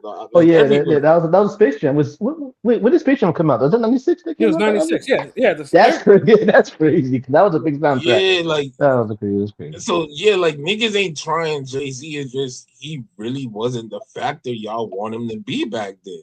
Yeah, like I mean, where y'all rank Jay all time? He's top 10. Yeah. But yeah, there was just too many hot albums. Like I mean, I can go through like there was the UGK Riding Dirty. There was Redman. We didn't even mention Muddy Waters. Like Muddy Waters was huge. Muddy Waters was such a good ass album too. Yeah. West Side Connection. You know, fucking J. Rue the Damager had motion like there, like you know, De La Soul had like so like you know, yeah, it was stakes is high. Like yeah, it was you just know, too much Yeah. shit. 96, bro. Like yeah, just, Lost Boys, especially. I know Biggie didn't drop, but Biggie was still buzzing as fuck back then too in '96. Well, no, because I mean, Junior Mafia. yeah, Junior Biggie, Mafia shit, yeah. yeah, Biggie wrote Little Kim. Little Kim and Foxy Brown, they both dropped in '96. Like you know, they had. I mean, I think Jay was on both albums, I think, or at least definitely on Hardcore. You know, so He was it's like, definitely he was on the Foxy shit, right? On that Tell that- me how nasty can you be from the way to your hood, from the neck of the wood? yeah, he was on that I'll be. that Renee and Angela shit. Yep, yeah, he was on that. Because back then, nigga, yeah, all you niggas can suck a dick. Y'all on some bullshit. Back then, Jay-Z was looked at as Foxy Brown's sidekick. yeah, or Big. Like, get the fuck out of here. Yeah, like you know, and someone had to tell me, sounds like the media had you in a spin cycle, and I'm like, yeah, I know what I told him, I know what the fuck I was listening to in '96, and it's like because he said it didn't, because you know I can't believe someone said it didn't resonate because people weren't in the life. Most people only cared about the struggle raps. The biggest songs were not fucking struggle raps in '96. People like I don't know what the fuck you Outside of All I Got Is You. Yeah, yeah, all I exactly. got to do is about it. Yeah. That Yeah, was like that's why- literally the struggle song of the year. Yeah, and like and it was a classic. That's That's it, dude. They're just horrible because '96 had all types of songs from hip hop that were making noise. Mhm. Like I mean, that's why '96 is looked at as so golden because you got the best of all types of like hip hop. Like you got the South, the West Coast, you got lyrical shit, you got Mhm. heartfelt shit, you got club shit, you got party shit. You still got someone up. It's like 95, 96, and 97 was that triumphant, like that pinnacle of that sound where the Mhm. mainstream hip hop was showing love those 3 years. Like Yeah. if you came out during that time, you got and your shit was quality, you made some noise. Yeah, exactly. So you niggas cannot. So you niggas can't be telling me, you know, the media had me in a spin cycle. Like, yeah, I'm pretty sure whoever was replied back to me were not even close to my age. Like, if now I'm in my mid 40s, so I'm approaching my mid 40s. Like, if you are approaching and you're saying this shit, then shame on you. Then you're just fanned out. But If these niggas is 35 saying this, shame on see, them. Pat, you could have pulled the trump card and pulled your little older type shit if you wanted to. I don't know if you did. Yeah, but I didn't want it because I wanted to see what, and you could tell it's like some. Imagine mentioning Drake in the argument to me or tell me I wasn't. Yeah. No, once somebody mentions Drake has Drake no and business in a reasonable doubt. once somebody mentions Drake and Kendrick, you know that you already know that. Yeah, like I was like, motherfucker. I even asked him. I was like, motherfucker, have you listened to one Cool G rap album? Well, no, I'm just saying they improved upon it. Like, dude, he ain't probably listened to goddamn Fast Life. Yeah, exactly. Like you ain't even gotta listen to album. Like if you heard Fast Life, you already know that show was before Jay-Z. Yeah, exactly. Like I mean, and Cool G Rap basically like that nigga was mafioso. Like everything that nigga was spitting was mafioso shit. So yeah, and he still continued to do it even after mafioso kind of got downplayed, like it played out in the mainstream. Like he was still doing, and he was still nice at it. So I'm just like, I don't know what you niggas want me to say. That Jay was like, reasonable was just but I'm saying like, did you listen to Cool G Rap? Oh, nope, no, it didn't mention. Like I'm just saying he did. Like it can be debated, but you gotta know what you're debating with me, like, and like some of you niggas clearly didn't know what the fuck you were debating, like, and like I said, I was done with the conversation when, like I said, when they said Reasonable Doubt was more influential than Only Built. Yeah, I was done with all the conversation because clearly, because you're not having genuine hip hop discussions with when it comes to Jay-Z and Reasonable Doubt. Yeah. Somehow people try to make it like as a bigger album. No, it was a cool, out of 1 through 10, it's a good 8.5, maybe a 9 album, but it's not a 10 laser. Like it's not, you're not feeling like it just don't hit as hard as the other classics of that era. Like it's Dark and Hell is how illustrated that. And that's 2 years later. Yeah. It just some people debuts just get you. That's why I felt like Jay-Z, like the Hard Knock Life was really his biggest introduction. Like, yeah, Yeah, Like and the funny he thing is kind of too. had all the elements. He had the commercial joints, he had the Hard Knock Life joint, like he had the little street banger, he had the posse cuts, he had everything. Yeah. And the funny things too is like the motherfuckers that be bringing up Jay too. When you ask them to name their favorite Jay song, most of them never mention anything from Reasonable Doubt or Volume One. I've noticed that over the years. Like it's never they don't go to any of those songs. They don't. It's usually in Volume Two and But they Volume trying to tell you how great their Reasonable Doubt is, but they never got a Reasonable Doubt song in their top 5 or their top 10 Jay-Z. Not at all. Like I Never. mean, Well, I And do, then- but and yeah, a lot of them don't. remember, Dead Presidents is right there. right. Like, there's so like okay, like there's like I don't know, like because me and Clanarchy do this all the time. Like we will always say like sometimes you'll do a song and we'll be like, yo, this is the one, this is it. Like this might be a top 10 song for you and me. Like this is you and me at our best. Da da da da da. So we do that. Like I do that with other rappers too. Dead Presidents is a top 20 Jay-Z song. It is very much so. You might even say top 10 if you. I mean, both he's spazzing on both versions. I'm a Jay's guy, but yeah, but exactly. Like it's the so it's like when you evaluate niggas, if Dead Presidents isn't held in high regard from you and you're a Jay-Z fan. I mean, The Evils. I mean, like The Evil is a great song, to me at least. The Evils, but no, it's cool. Yeah, it's good. It's another one. Like he got some joints, but it's like Pat said, it's like niggas is coming up with like, okay, yeah, New York, yeah, that's a top Jay-Z song. Yeah. Let me Dynasty intro. That's a top Jay-Z song. Like niggas just start saying anything. Right.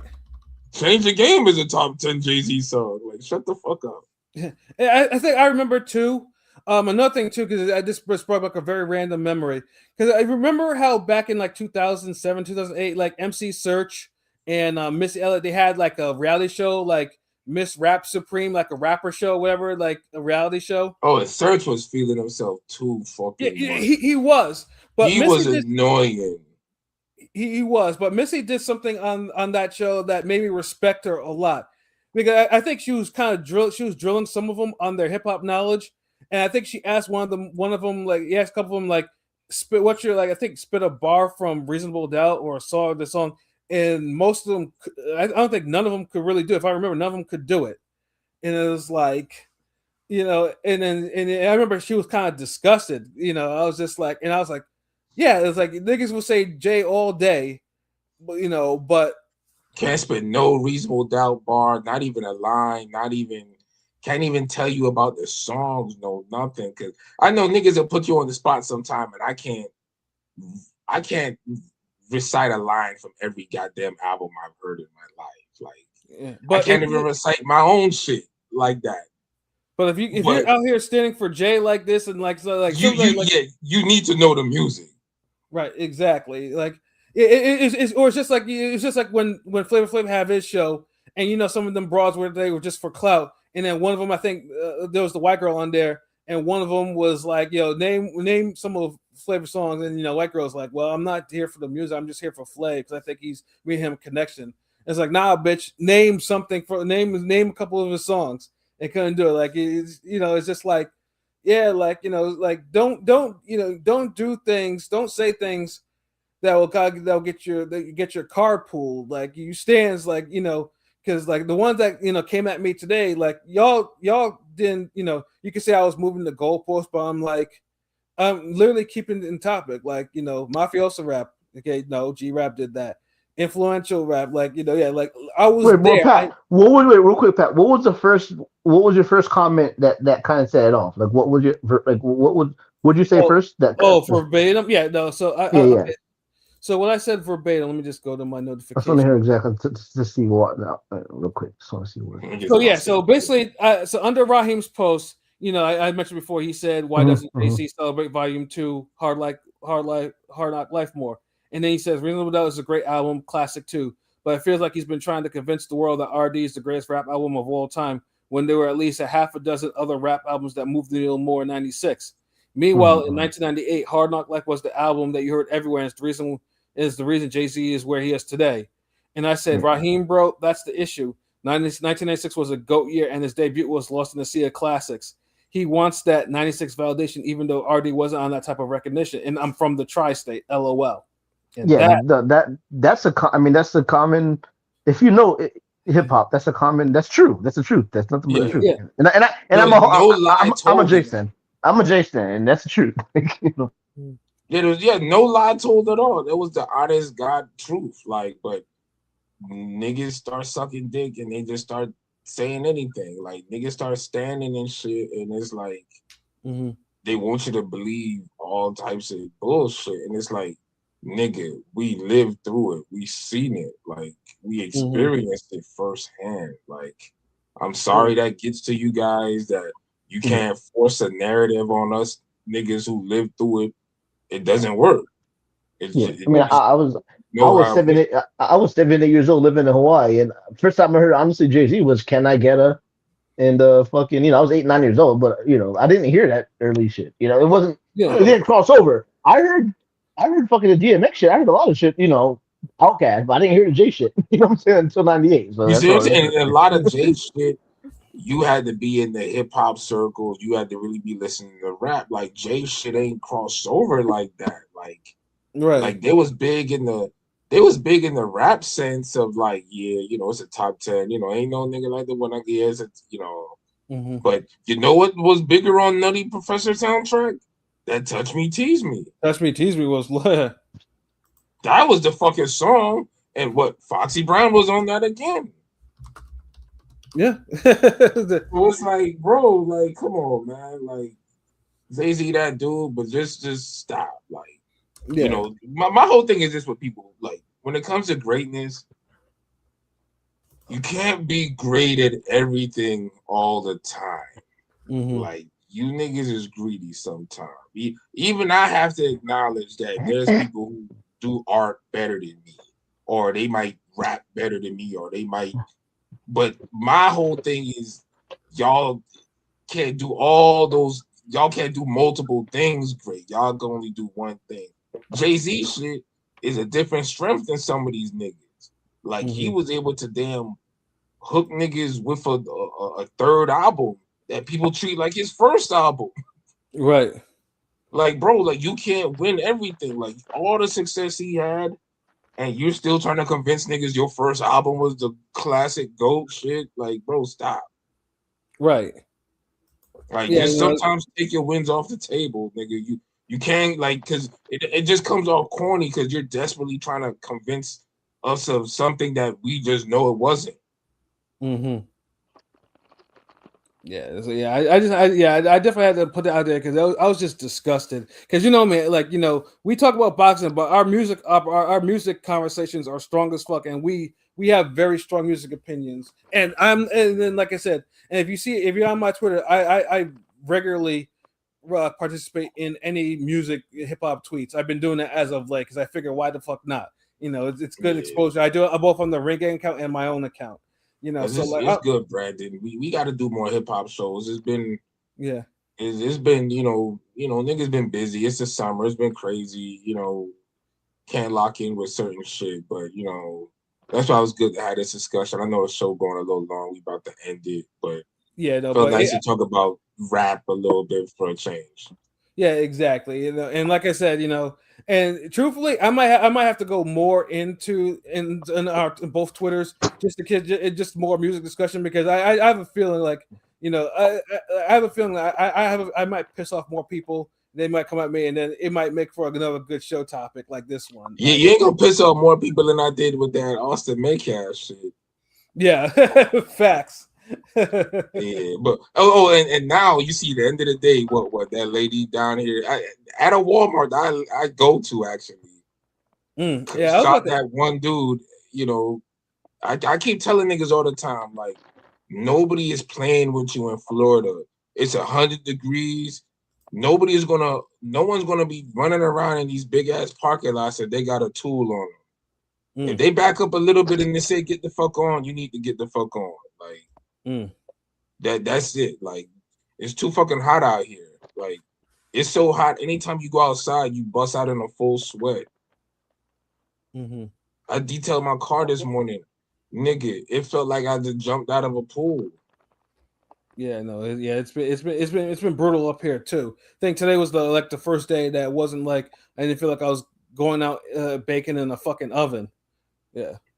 Yeah, like that should affect people's mind. Like people just ain't with the shits down here when it come to altercations. Like just people just gotta stop this argue culture. Like everybody ain't trying to go back and forth with you. Some people will murk you and go about their business, my nigga. Like real talk. Like stop getting into it with random strangers. There's a gym or a park on every other fucking corner down here. Niggas is athletic. Niggas is training. You don't know who's fighting, battling demons. Like, just let it go. Right. Like, you niggas ain't Superman. Motherfucker up the tool and you still trying to walk shorty down? Like, yeah. The fuck are we doing? We don't play in Nigeria. I know they don't, nigga. Florida ain't nothing. Nigga, nigga. You know how many niggas then came from Africa to Florida and got shot here, nigga? Kasim Umar was a full-blown child soldier. But you didn't hear about that nigga getting shot till he went where? What? Florida. Right. Florida is just different, man. Like y'all niggas come from gangs and other cartel ran city. Like Florida just fucking different, nigga. Like if the people don't get you, a goddamn alligator will, nigga. Right. Like that one chick. I gotta end this with, look, I don't think people understand how big a 13-foot fucking alligator is. In Florida, a 10-foot alligator is like our normal big for alligators. And this lady was in like a river and standing room or like standing type of nothing crazy. So you know you're having the time of your life. You're not noticing shit if you don't feel the presence of a 13-foot fucking alligator. 13 feet alligators. That's a small, regular sized crocodile. But for an alligator, that's huge. So, like, Florida, we on some different shit down here. You better be alert, nigga. And I hope to never have to experience an alligator ever. Unless it's on my plate. Yeah, hell yeah. Yeah, facts. Like, fuck all that others. I have a leather belt shutter, but this nigga, I eat alligator for breakfast at night. All right, Umar. Yeah, you got it. You won, nigga. Nah, y'all come over here, nigga. Nah, we good over here, bro. Like, hey, bring Jollof when you come over here, nigga. It's some suya. That's what I'm looking for. It's some suya too. That's the shit I'm looking for. I'm on the lookout for that. Like, I seen it once, but I didn't know what it was. Like, I ain't had a talk with Pat yet, so I fucked up. I didn't know it was that. You know what I mean? Yeah. But I just gotta keep on looking. Absolutely, though. But yeah, no, this was a good show. Like, I was glad to get a couple things off our chest and everything like that and whatnot. So yeah, like I said, definitely, we'll definitely try to plan some music shows in the future because I think, like I said, I think that we need there's some more things in music that needs to be talked about and whatnot. And especially if we one of us gets into any more arguments. I know LB got into an argument on Twitter, but it wasn't over music. It was over some fuck shit. He got some racist crackers mad. So it was like, we do that from time to time, Yeah. We ain't ring gang if we don't piss niggas off sometimes. Facts, but that bear the real problem though. Yeah, we're good. We got bears down here too, nigga. Shit. Bears up here too. We have signs that say bear crossings, bro. We got panther crossings. Yeah, that's terrifying. Like, I just like imagine you got a four-way stop sign and there's a goddamn bear, a gator, and a goddamn panther. Yeah. They just chilling, waiting, lurking and shit. Oh shit, for real, facts, man. But yeah, no, good show. Like I said, we'll be probably back next week. I know soon. Like I said, the fights will kind of kick us. I know this weekend is only really, you have Gassiev and you have Joe Joyce fighting this weekend in Russia. So that's only we'll see. Obviously it's heavyweight, so you see if one or two of these guys either win or they get brutally knocked out. Because I'm pretty sure it's gonna be one. Someone's gonna get brutally knocked. Bro, I can't believe this. I can't believe this is a heavyweight championship fight. It's crazy to think about. I mean, Gassiev might actually be. I mean, he's probably going to be up. He might be upgraded. I mean, he's basically. No, he's upgraded. He's the champ, right? Basically, yeah, he's isn't he? basically the champ, which is crazy in itself, though. So like, and then Joe Joyce is walking around broken. And some guy we never heard of. Yeah, some guy we never heard of might be a heavyweight champion of the world next week. Some guy I never heard of the guy, and I watch a lot of boxing. And like I said, it's heavyweights. Heavyweights for all heavyweights faults, which actually was just one. There's no Americans. You know, heavyweights move. That's a big fucking fault. Yeah, that's the big. Yeah, for some people, you know. Yeah, we boxing fans first, but I get it. It's just like team sports. It's always a little more fun or interesting when you got some foot and when you got some skin in the game. You know, yeah. I'm sure the NFL is real great when a Dolphins fan and the Dolphins is doing good. Whenever the fuck that happens, that rarity. That's not happened in 25 years. I know, right? but you know when they win a tough game or they on a 2-game winning streak, you know niggas is like, you feel it in the air down here, cuz like it's just something different. Like, oh, hold on, like mailman walking a little different now. Lady bagging up the lady there ringing up groceries better. Like, Dolphins win? Yes. Oh, okay, that's what that is. I got you. All right. Man, but yeah, no, we'll be back next week. You know, we'll see what happens with the rush, and then you know we have some previews and whatnot to do. Hold on, wait. Do we got a good boxing fight coming up next week? No, the next really good card really is the Spent Zoo at the end of the month. There's nothing. It's kind of slow. And then now. Joshua, and then there's one more. I think Fury's fighting the day after Joshua, right? Yeah, the thing. That trash ass Fury fight. No, the trash cards. But I don't know the next cards to look forward to now. The next 3, in my opinion, would be the Spence Zoo because they got Jamal and Fulton on there, and then they got Roach Zepeda, and then now recently this announced was Teofimo Rowley in August too. So there's a Pro Box card too at the end of the. Oh yeah, that's a good one. That's a good one. That's a good Pro Box card. Yeah. Oh, okay, so little mixed results for the summer. Yeah. Although it looks like Roach Zepeda is the fight of the summer. Well, hopefully, you know, in terms of. I mean, Boot Zayas was right the kind of it. Right? It was, but you know, the summer's 3 months, like. Right. Like it like Boot Zayas was starting the summer off good, but somebody got to pick up from there. Like they can't do all the heavy work. Look, dude, niggas talked about the Boots fight all fucking week, bro. Mm-hmm. Like, when has that ever happened? Like, it's like people really cared about that fight. Like, I'm just, you know. Yeah. So yeah, like hopefully, like I said, I mean, I'm pretty sure. I mean, I don't know if the big fights will pick up in the fall or whatever. I mean, there are fights though, they're just not big fights. They're just, you know, like some of them are just regular fights, title defenses and whatnot. And I give 2 shits about fucking Rowley and Ryan Garcia or Rowley and Tio. You know, fuck both of them. Yeah, because I was like, Rowley and Ryan Garcia too. I might give 1 shit about that. Because it'd be a unification. But Tio and Rowley, I don't give 15 shits about that.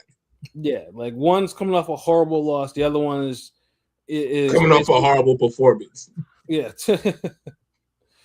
Oh man, but yeah, no, we'll be back next week. So yeah, no, for myself, you know, Pat Scorpio doing a representer, for LB Shuttleworth, the God, the Go artist, for King People Digga and for Conscious Pilot. You know, this has been another wonderful episode of Real Talk. But as always, if shit's real, we talk about it. So until next time, peace. Nah, you gotta trust Pilot, cause what that nigga did to you, fam. Oh shit, peace.